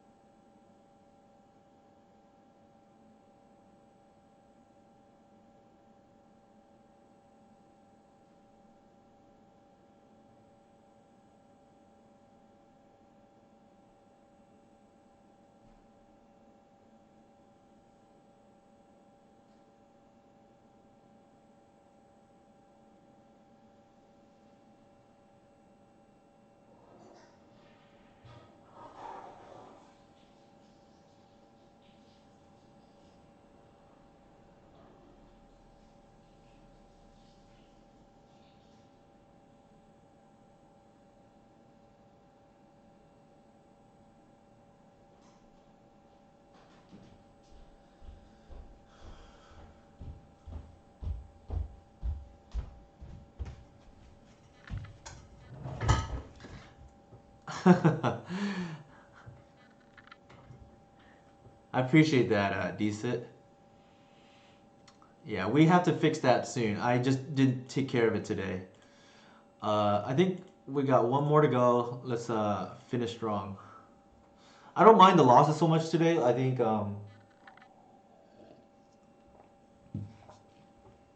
we learned a few things. Namely, Wasteland is probably not good enough against Doomsday. Like, you can't really keep a hand with just crop rotation with Wasteland because if they just have a slower hand, you lose. I think I would be more willing to keep a hand though if it was crop rotation with Ipnu Rivulet. So that is something I'll have to keep in mind in the future. Show chat, show log. This hand is fine.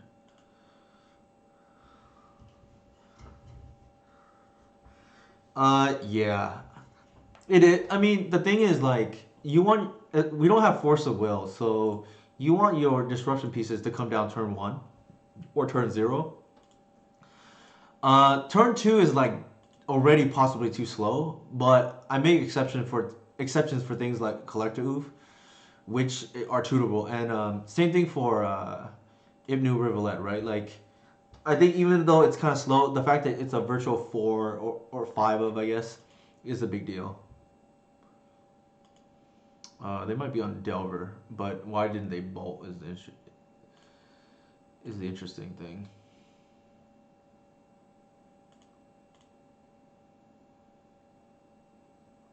So this plays around days. That's why I want to lead with the Arbors.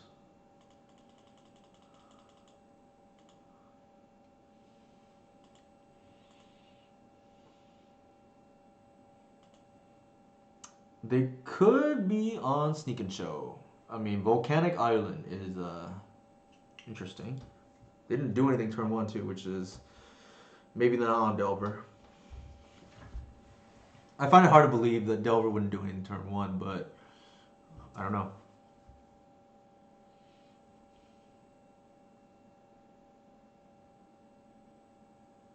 Yeah, the tutor bullets feel like they should be KO punches that you hopefully get to play post this. I agree, yeah. So I think Rivulet is good, and I know it's good because I played it against, for instance, very good Doomsday player, Solitaryx. So Kai saw Atari before, so and I know it was good there, and I believe it's very good after from my own experience. Ooh, just Kai.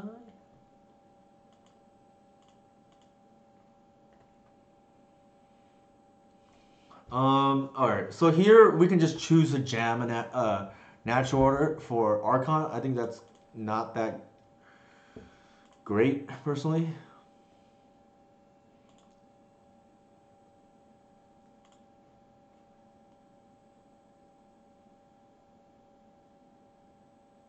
We can force check them here, to be honest.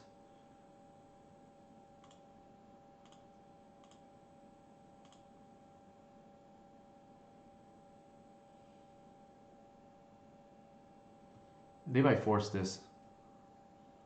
Yeah.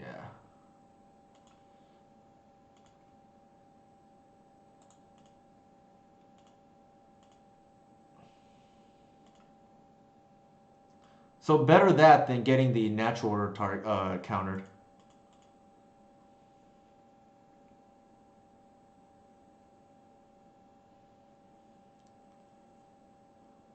There could be. I won't disclose how I would play it. But I think the correct. Well, actually, I take that back. I'll just disclose how I think I would play. I think it's generally correct.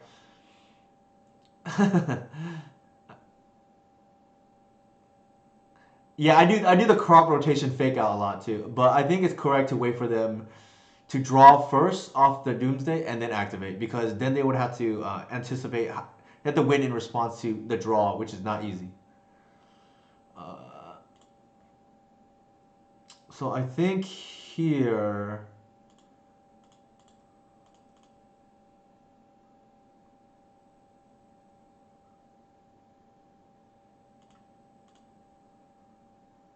I want to keep these pieces, to be honest. That might be a force negation.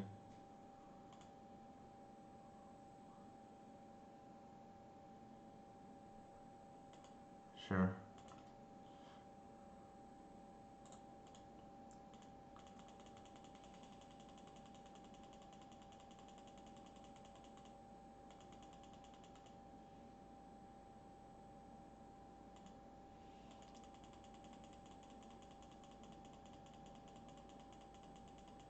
I have this dead hoof now, which is awkward. Ideally, we have a green sun or a wirewood come. What in the world is going on? Now I am really confused.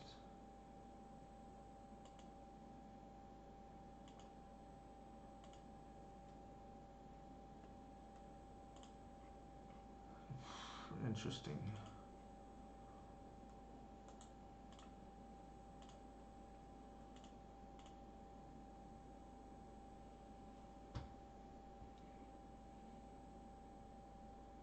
I probably shouldn't have attacked, to be honest, but didn't get punished.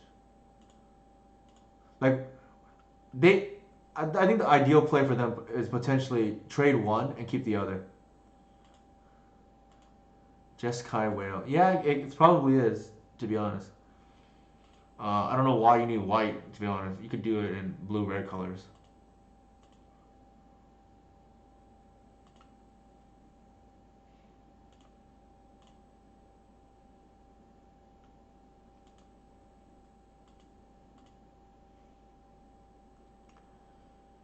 Ugh, man.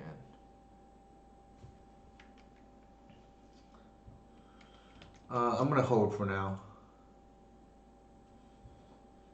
No, but we still have swords to plowshares. Like, it just does not seem very necessary.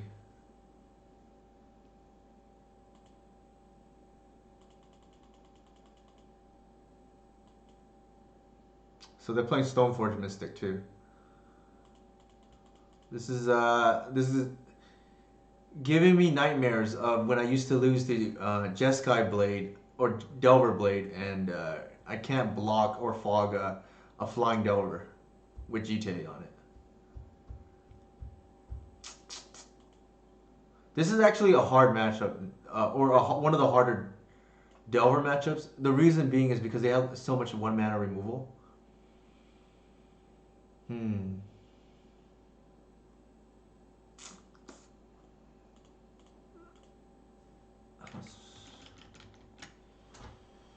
I don't think there's really anything we could do here. We can't deal with the GTA. The Collector Oof is in the sideboard. We can't block. It might be time to just call it in.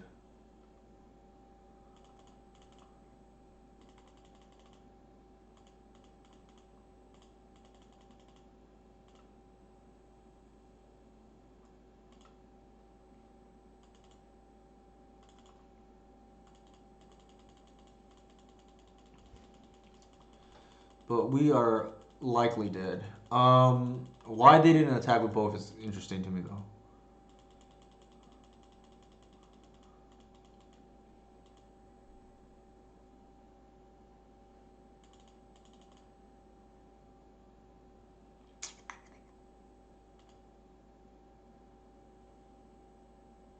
Yeah, so they're playing Delver Blade, which is I haven't seen it in a while, but it is what it is.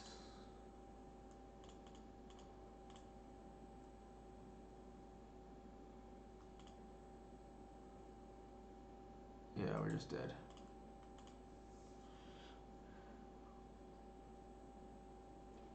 So this is kind of awkward for us because Archon is not game. Because if they have a GTA, they can beat it. Um,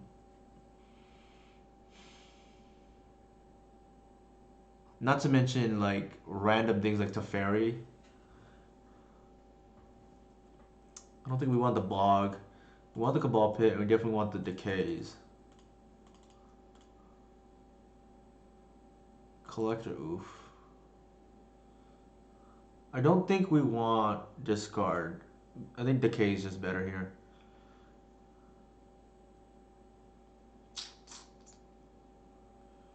See, the thing is, in these kind of matchups, I don't really want to keep a natural order, but I think we might be priced into only because, well, not necessarily because Archon is not great against him. I think it's possible we just go wide.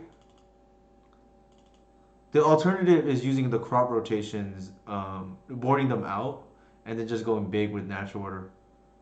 But they likely have containment priest too. Let me think about that.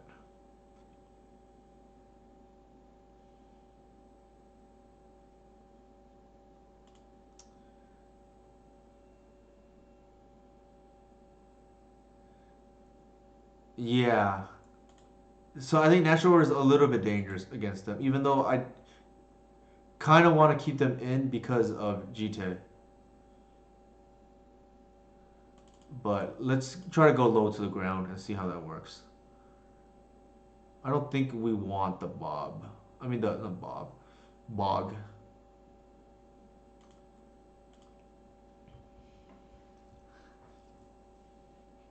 Like I typically don't like natural order against these days decks. Sure.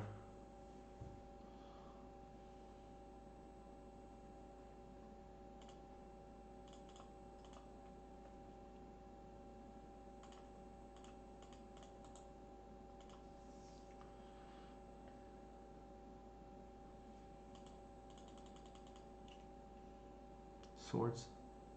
Yep. That's the other thing. Swords is really good against our reclaimers here. I'm just setting up for a turn. Ooh, that's kind of a good draw.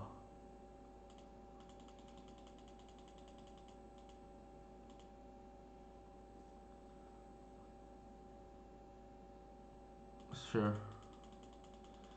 Now, I think it might be a little bit. If we draw a creature, I think we definitely want to lead with the shepherd. So we didn't.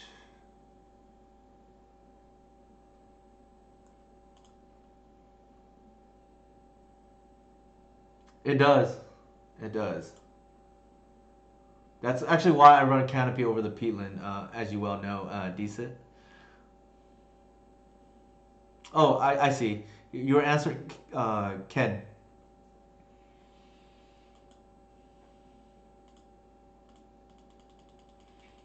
So we are hoping they go for the swords or the wasteland here on our lands. So the logic, Ken, is you're only casting Archon in longer games where you still want longer games that happen to be prolonged because it's like a combo matchup that went long. In other longer games, you typically don't want Archon, and by that point, the logic is you either have a Green Sun or for a Burst Lord, or you have a Reclaimer for Horizon, and presumably a Cradle out already to hardcast it. I think here we want the mana. So I'm gonna lead with the Shepherd and see how they respond.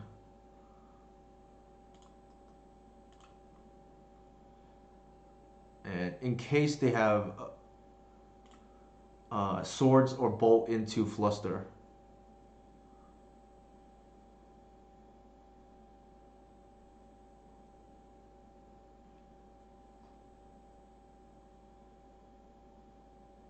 I'm glad it makes sense, Ken.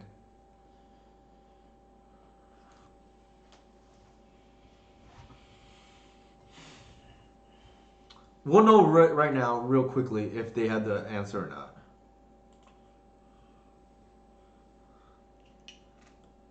Because if they let it resolve, we know the Green Sun's probably likely good too.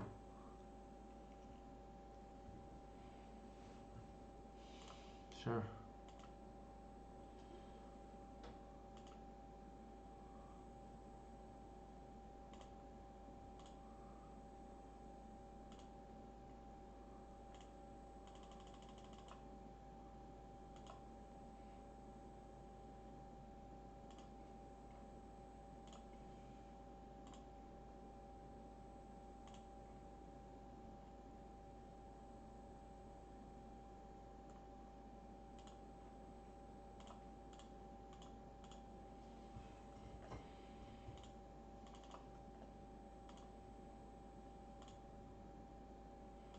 Please don't whiff. And we whiffed. Okay. I think here, yeah, that's fine.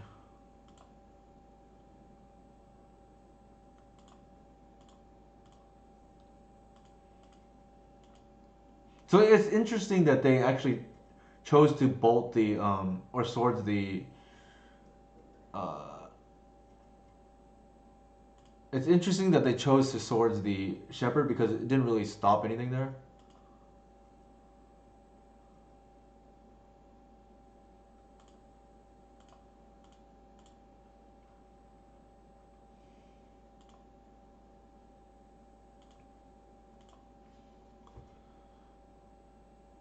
Sure.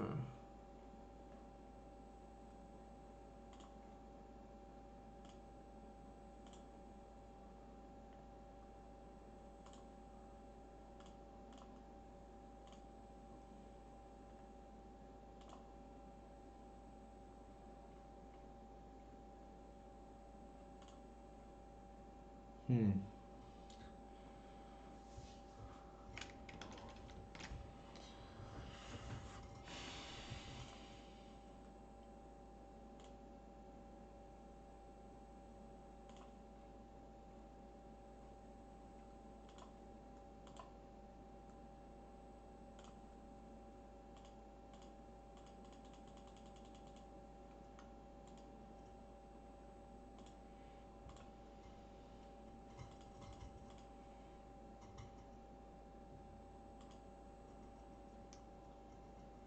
So here it's like telegraphed that we have a decay, but I think we just we just want to start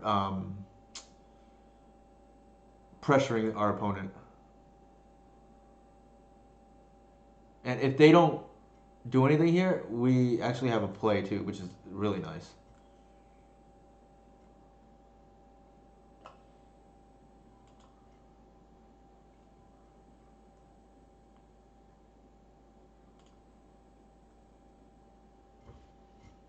So this is kind of nice.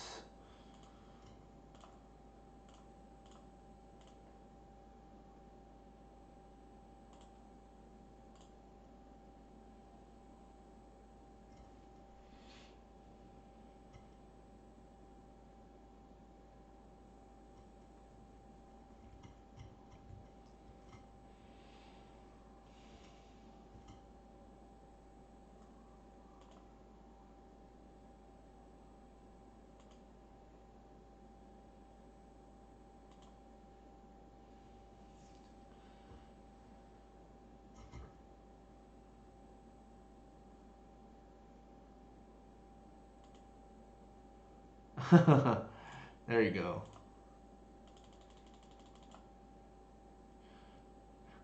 In theory, I guess I should have played the Wirewood too, in case something goes wrong.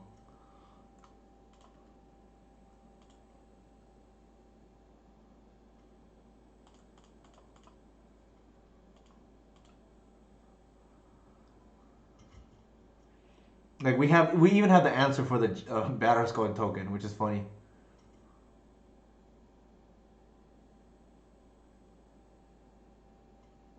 Yeah. I think based on how that game went, going low to the ground seems right to me. Um, we just want clean hands, and they don't really have anything that scary that we need to go over the top of.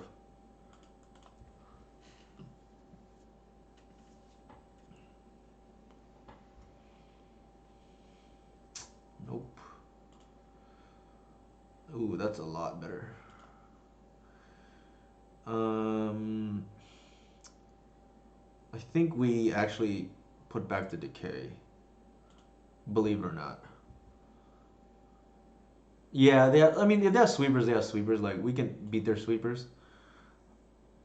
But oops, that was not correct. I should have done this first. Didn't matter at least. I think here it's obvious we want the Wirewood. So in general, I want to bait my opponent into dazing, and then just essentially it's a free tempo play for us. And we can't. We know they have Wasteland, so we can't expose our Bayou yet. Stoneforge, sure. Their clock is kind of slow. I think this is kind of like D&T where we probably only lose to GT.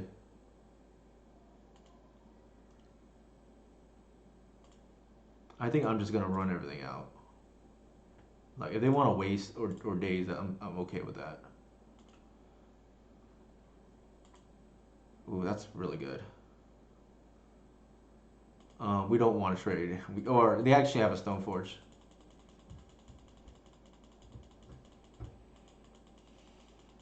Miss. If they don't have a Wasteland right now on the Cradle, I think we are very ahead.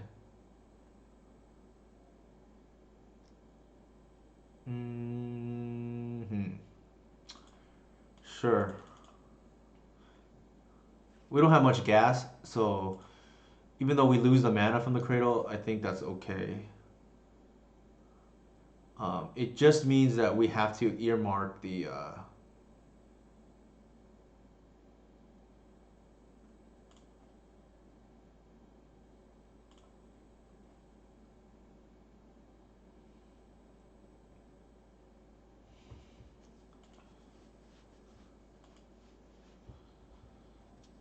We have to earmark the. What is it called?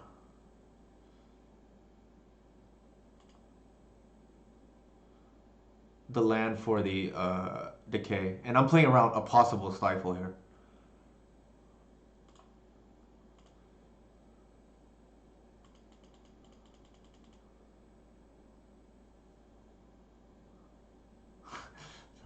Sometimes Delver won't flip. Sure. It is. It just feels so nice when their Delvers don't flip and you just have infinite time.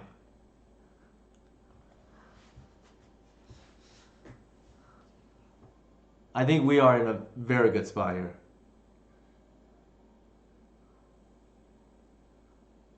If I were them, it's telegraphed that we have decay, but I think they have no other play but to do it. Uh, okay, so they don't.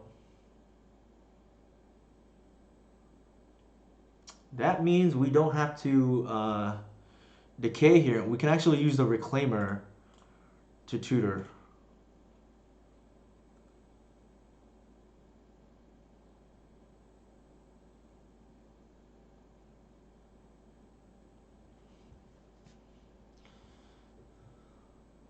Could be a Submerge. I don't know.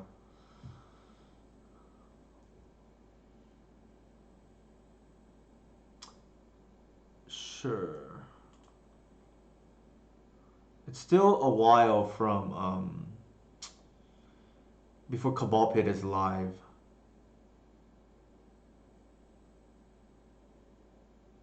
Oof, that's annoying. So they did have the stifle. A good thing I played around it.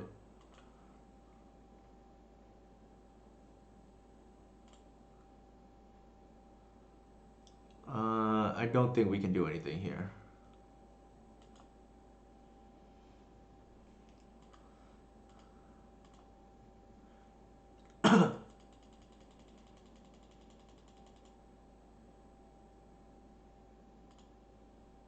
Yeah, the Force of Will is not very good when your opponent has a Shepherd out.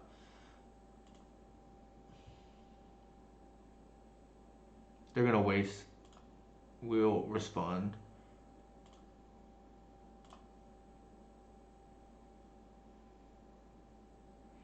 It probably feels really bad for our opponent right now, to be fair. Like, just running into a crowd rotation right there.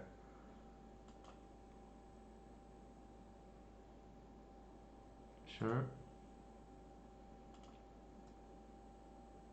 Sure.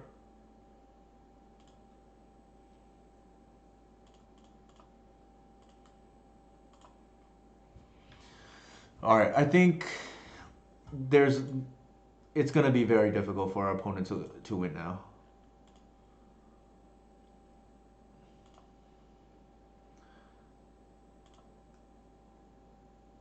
Let's see what's.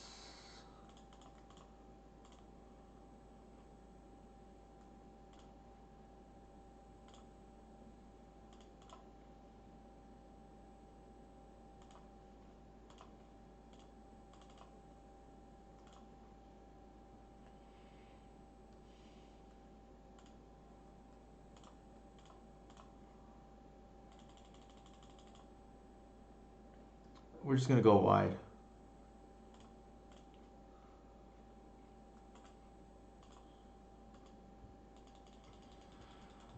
If they have the blazing volley, that's gonna be unfortunate, but so be it.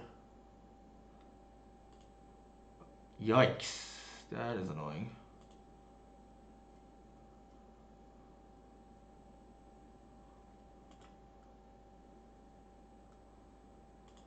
Wow, they have the natural sword of fire and ice. That is kind of insane.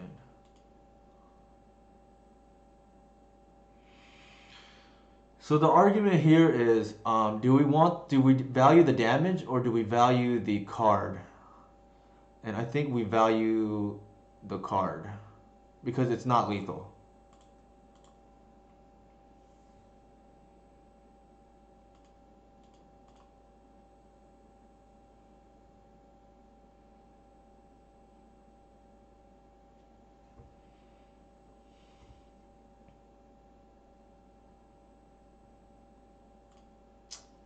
Wow, just infinite equipment. I'm surprised they kept in Batterskull. It's not very good against us when they have 3 equipment here. View. We have the collector oof, but the problem is that the fire and ice is already on.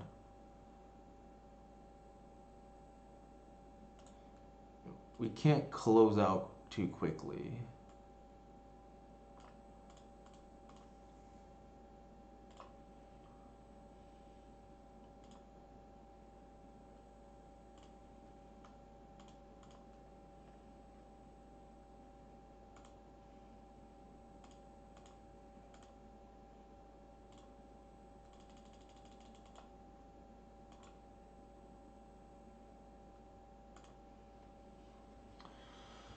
Uh, I think we need to deal with the Delver now.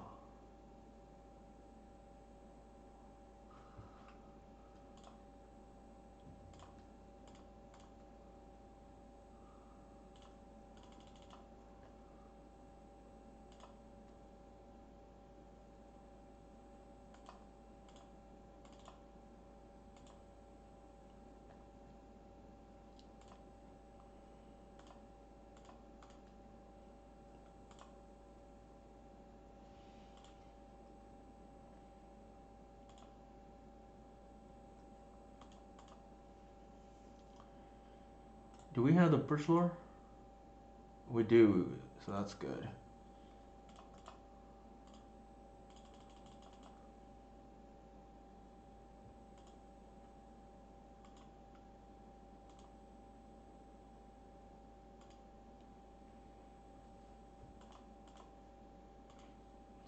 Birch Lore coming in clutch here.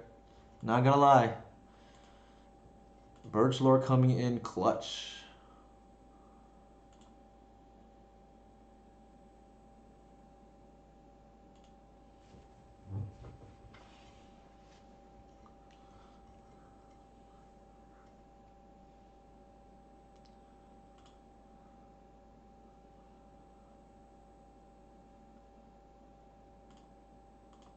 Oops, cancel.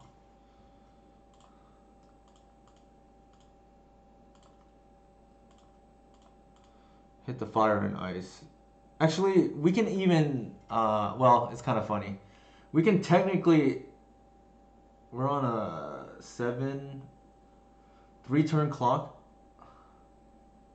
Yeah, that's fine. I'm gonna take the fire and ice out.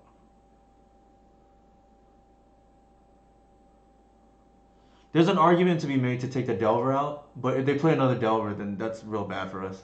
Or some kind of evasive threat. Yeah.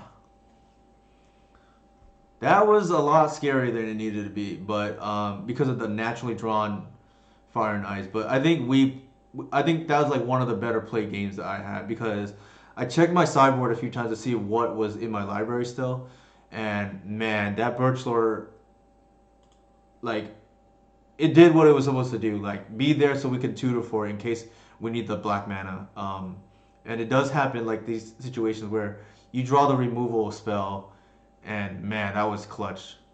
Uh, Birch Lord never disappoints. I agree. I like it more than Heritage, and I think that game illustrated why. Like, it bails you out when you need an answer immediately, and that Fire and Ice was starting to take over the game. Um, so we fought ourselves back to 3-2. Uh, I know it doesn't sound great. We went 3-2, 3-2 tonight, but this loss here, like, I don't really mind. We essentially, it happens every once in a while, but we lost because of the once upon a time missed, and I'm okay. Like, once upon a time, I know people don't like the card because um, things like that will happen. But what you don't see is when it's very good, it more than offsets every once in a while where you'll lose a game because it misses. Um, because it'll make other hands that otherwise unkeepable keepable. Right, positive record is good. And I think I value not having to mold a six as much because Elves is a critical mass deck. Also, the ability to just smooth out opening hands is just why I like it so much. I don't like to mulligan in general, but that's more my playstyle. Here we lost to what did we lose to? Oh, Miracles. I think that's fine. I don't remember what happened, but if I recall correctly, we just couldn't pressure them or something like that. And then our two losses in the other league were two combo decks. So we beat Depths, which is kind of nice too. Like that's yeah, I agree. It's just an insane card in my opinion. I would rather play four than going down before going down to two. Like Yorg. So for those of you who know, and I apologize, Yorg, but Aaron Relentless tried the deck without Once Upon a Time, and he said his win rate fell significantly because not being able to smooth out hands. And while you will lose every once in a while because you whiff off for Once Upon a Time and you need the land, I think you will gain far more because of the ability to not have to mulligan a six in the first place, if that makes sense. Or instead of going to five, maybe from a six. Uh, I think let's go back to the deck. Anybody have questions about how we built this deck? I think our attempts to improve the matchup against Doomsday without splashing blue kind of failed. Like we saw, it wasn't good enough in the first league. Yes, it is. Decent. I kind of so like I went over this last time. My power rankings for cantrips and legacy. I have Brainstorm 1, I have Once Upon a Time 2, I have in a close race for third, and I have Stirrings as probably the third best card, even though it doesn't have a home at the moment. So if you want to take that off, you can. I'm not going to argue it. There's Ponder and then Preordained. And then Street Reef is pretty broken, but doesn't have many shells at the moment, besides Doomsday. And, what's it called? And Shadow, I guess. But I think next we probably play the Rivulet. No, the answer is none, decent. So if you want to get on me for that, you can. I just think that card has a lot of potential. It just doesn't have a home at the moment. When it does have a home, and these tend to be modern decks at the moment, it's more broken than Brainstorm, or can be more broken than Brainstorm. Like I've talked to this with people I trust, and they kind of agree. The problem is it doesn't have a legacy home at the moment. Let's see. The problem I played versus Toronto to know how exactly. Like it's just absolutely nuts. I think stirrings when it's good. The problem is there's not many times where it's actually applicable, and unlike Once Upon a Time, which is free, it does cost 1 mana still, and so that means it conflicts with the decks that may potentially want it, which are the Chalice decks. What was I gonna say? Oh, I think next time I'm gonna try the Revelette. I think based on how things played out today, probably play the Trop main. I think there was like one match where we ran out of lands, but I don't remember exactly. I'm probably cut the Wasteland to be honest. Like we are only playing the Wasteland today just for the Doomsday matchup, and I don't think Glacial Chasm or Tabernacle I care enough about at the moment to play the Wasteland. It did help us to have a secondary out against Depths, but I think I know like we kind of keep them off balance with both Caracas and Wasteland, so I think one is probably fine, and the rest I think is fine. Like you want the discard to buy you time, and if you can get to turn 3 with Rivulet, that's probably game over. So that's probably the slight change I would make. Chat, what do you think about Stifle versus Cabal Therapy if I'm playing the Trop? Any any what's it called preference either way? Stifle is higher impact potentially, but fetching blue when you have black spells isn't free either. Like it can get in the way, but it depends, right? It does have more applications. The problem is how many of those applications uh, are they high impact where Stifle isn't as good. I know Sneak is definitely the one. Show and Tell decks are definitely ones where I'd rather have Therapy. But so take that out. Is there something else? I'm like a little weary to board in Therapy against Elves because in the mirror. Um, because if you miss, you probably lose the game these days. Because of how streamlined the decks are now. Any thoughts on that? Stifle is much higher impact against Test and Doomsday, which is kind of why I wanted to run the Stifles, and that was actually the configuration I know Doomsday players did not like when I was running. Like they did not want to see me on the other side. Like they rather play another Ellis player rather than see the blue slash for Stifle and Rivulet. So I think that is kind of where I'm leaning at the moment. So definitely the Thoughtseize are set in stone. I think I want the run crop because it increases our sideboard. Oof is a must. These are must. Like there isn't much play besides this card and these two cards, which were the cards I added today essentially.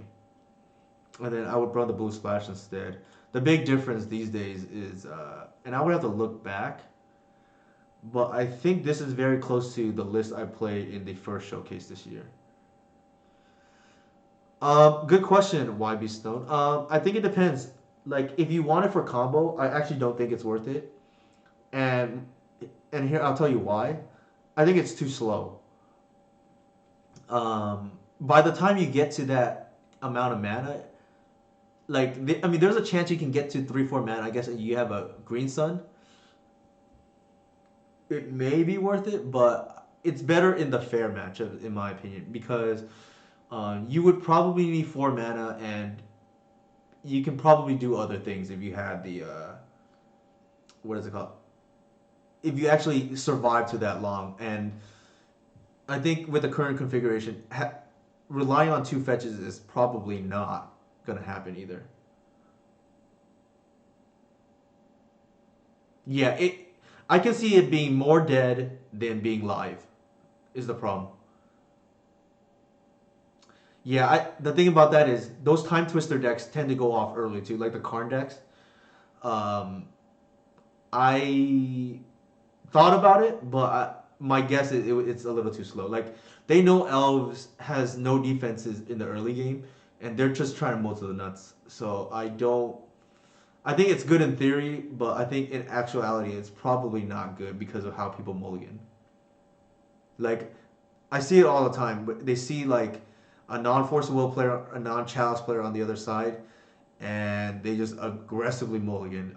And it's kind of unfortunate because I would love it if they printed like a Force of Negation in the other colors, but I don't think that's gonna happen. Any questions? I think it's too dangerous. I actually toyed with the idea of cutting one forest for the Trop, but I think that's way too dangerous. So is cutting one Bayou, I believe. I think it has to be the 8th fetch, unfortunately, for the Trop. I think Horizon is too important not to play with the crop rotations. Like, you need to be able to cycle, in my opinion.